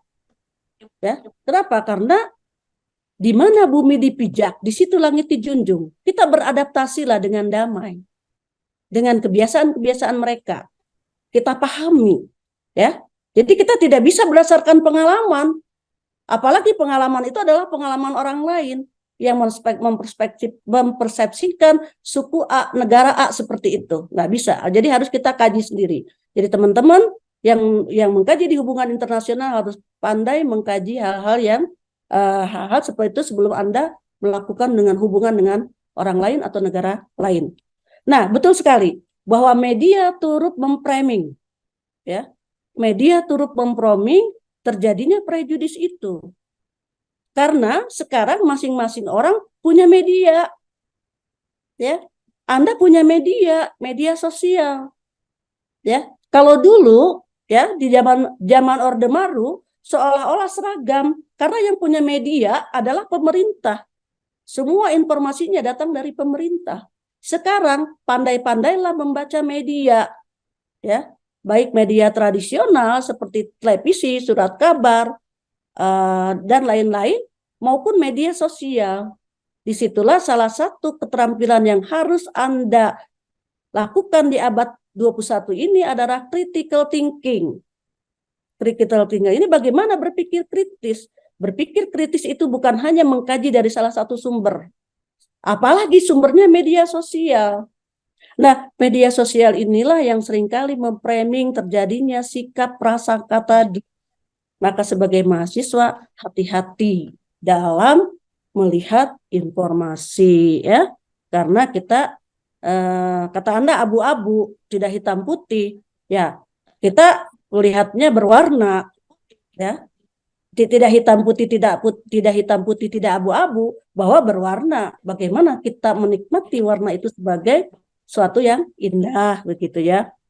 Oke, Indah dari Banten, saya senang di antara 12 penanya itu ada perempuan, ya.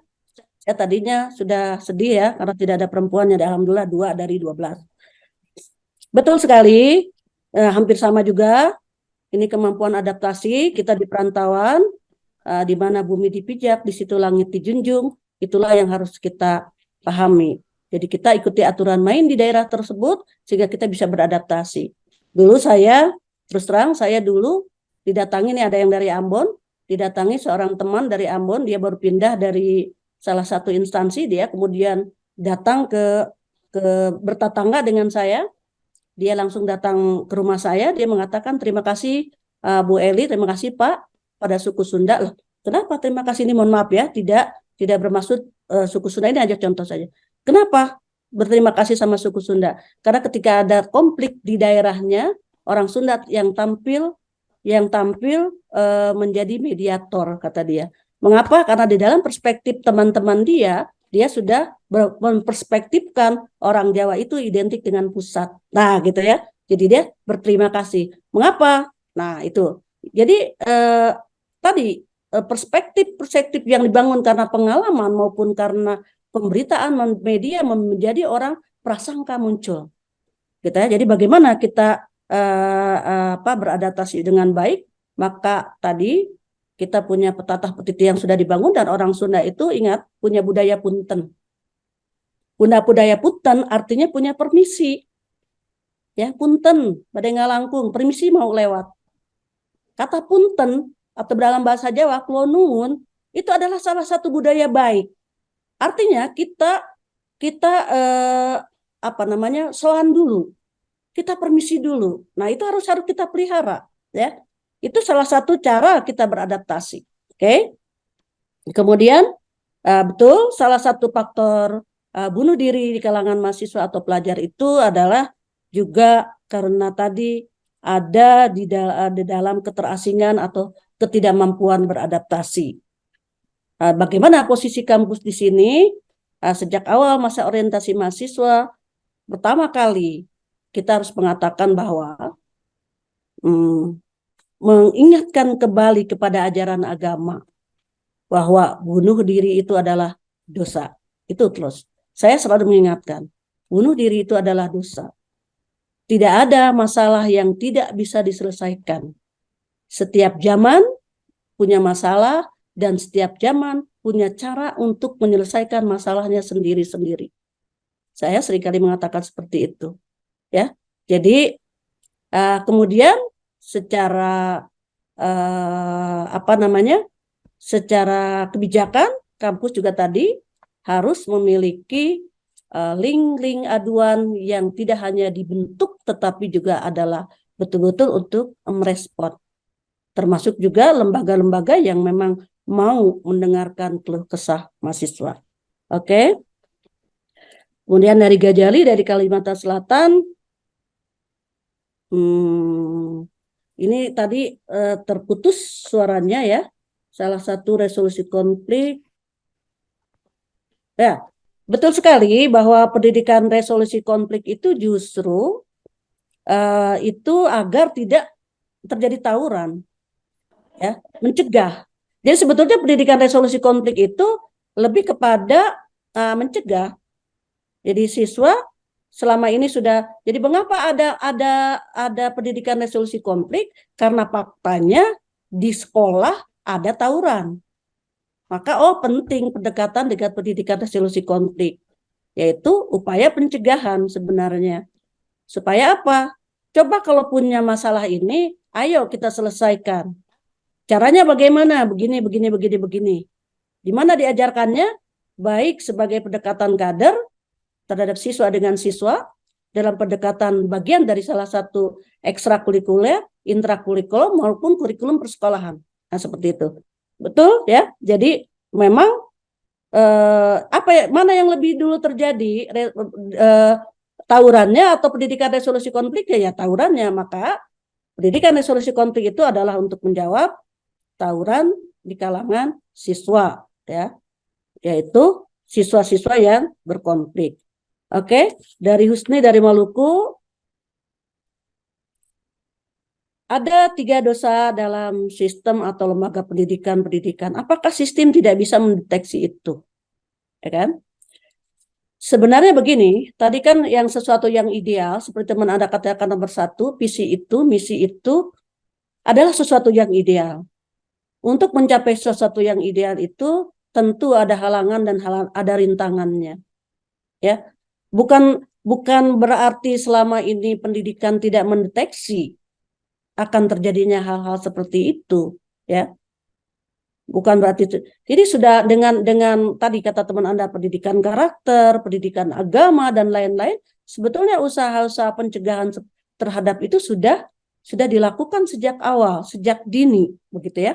Sejak dari bangku prasekolah, sejak dari bangku TK itu sudah dilakukan, ya. Bagaimana caranya hidup secara tertib, secara damai, secara aman, gitu ya. Tetapi ternyata tadi hal-hal yang positif itu rintangannya banyak, tantangannya banyak. Tetapi karena begitu sekarang sudah seperti gunung es tadi, ya, kasus-kasus kekerasan seksual, maka salah satu faktor pendorong adanya Permendikbud 30 2021, kata Mas Menteri bahwa kita punya 3 dosa besar di lembaga pendidikan, maka pentinglah kita memiliki Permendikbud Ristek. Supaya apa? Supaya sanksinya lebih tegas seperti itu, ya. Apakah sistem pendidikan yang salah? Saya pikir atau individual. Kalau masalah ini pada akhirnya kita tidak bisa juga mana yang salah, mana yang benar. Yang jelas sebetulnya baik pendidikan maupun manusia sebenarnya tidak ingin pendidikan ataupun manusia itu berbuat salah. Saya yakin di sini adik-adik nggak ada yang mau pengen salah. Tidak ada yang ingin berbuat salah. Dan saya yakin tujuan pendidikan itu tidak ada sesuatu yang negatif, misalnya menyesatkan kehidupan siswa, enggak. Semuanya adalah positif, cuman tadi halangan dan rintangannya menuju hal-hal yang bersifat positif itu sangat banyak. Apalagi sekarang musuh pendidikan itu bukan musuh ya, tantangan pendidikan itu salah satunya adalah bagaimana kita juga memahamkan pemahaman bermedia sosial yang baik, pemahaman berteknologi yang baik gitu. Nah, seperti itu. Oke, mungkin ini dulu yang bisa saya jawab, nanti bisa didiskusikan. Mohon maaf panjang dan lebar karena juga penanyanya banyak. Mohon maaf jika tidak puas jawaban saya kembalikan lagi kepada Prof. Gonda. Terima kasih. Ya, Prof. Eli, terima kasih banyak atas penjelasan yang Prof. Eli sampaikan. Ya, ini mudah-mudahan menjadi ilmu yang manfaat. Ya, mohon maaf tadi anak-anak banyak sekali yang bertanya karena sangat antusias. Saya ya, sangat berharap senang, mudah-mudahan ya ya ke depan Prof. Eli bahkan bisa datang juga offline ke sini. Ya mungkin kita tidak bisa meneruskan sesi ini Prof karena Prof Dadan sejak tadi juga sudah hadir bersama kita. Siap. Prof Dadan ada di belakang itu. Salam hormat Ya. buat Prof Dadan. Mohon maaf saya tidak bisa mendengarkan ini, Prof Dadan. Ya insya Allah nanti disampaikan dan beliau sudah dengar, Prof. Beliau sudah dengar. Oke, sekali lagi teman-teman sekalian, sesi pertama ini perlu kita akhiri, maka kita berikan aplaus yang meriah untuk Prof. Eli. Ya, terima kasih Prof. Kami tidak menyimpulkan apa yang disampaikan karena sangat banyak tadi. Ya, mudah-mudahan menjadi ilmu yang bermanfaat dan kita akhiri untuk sesi pertama ini. Assalamualaikum warahmatullahi wabarakatuh. Waalaikumsalam warahmatullahi wabarakatuh. Terima kasih Prof. Gonda dan para mahasiswa semua. Salam sehat. Mohon maaf jika ada kekurangan. Saya izin live. Assalamualaikum warahmatullahi wabarakatuh.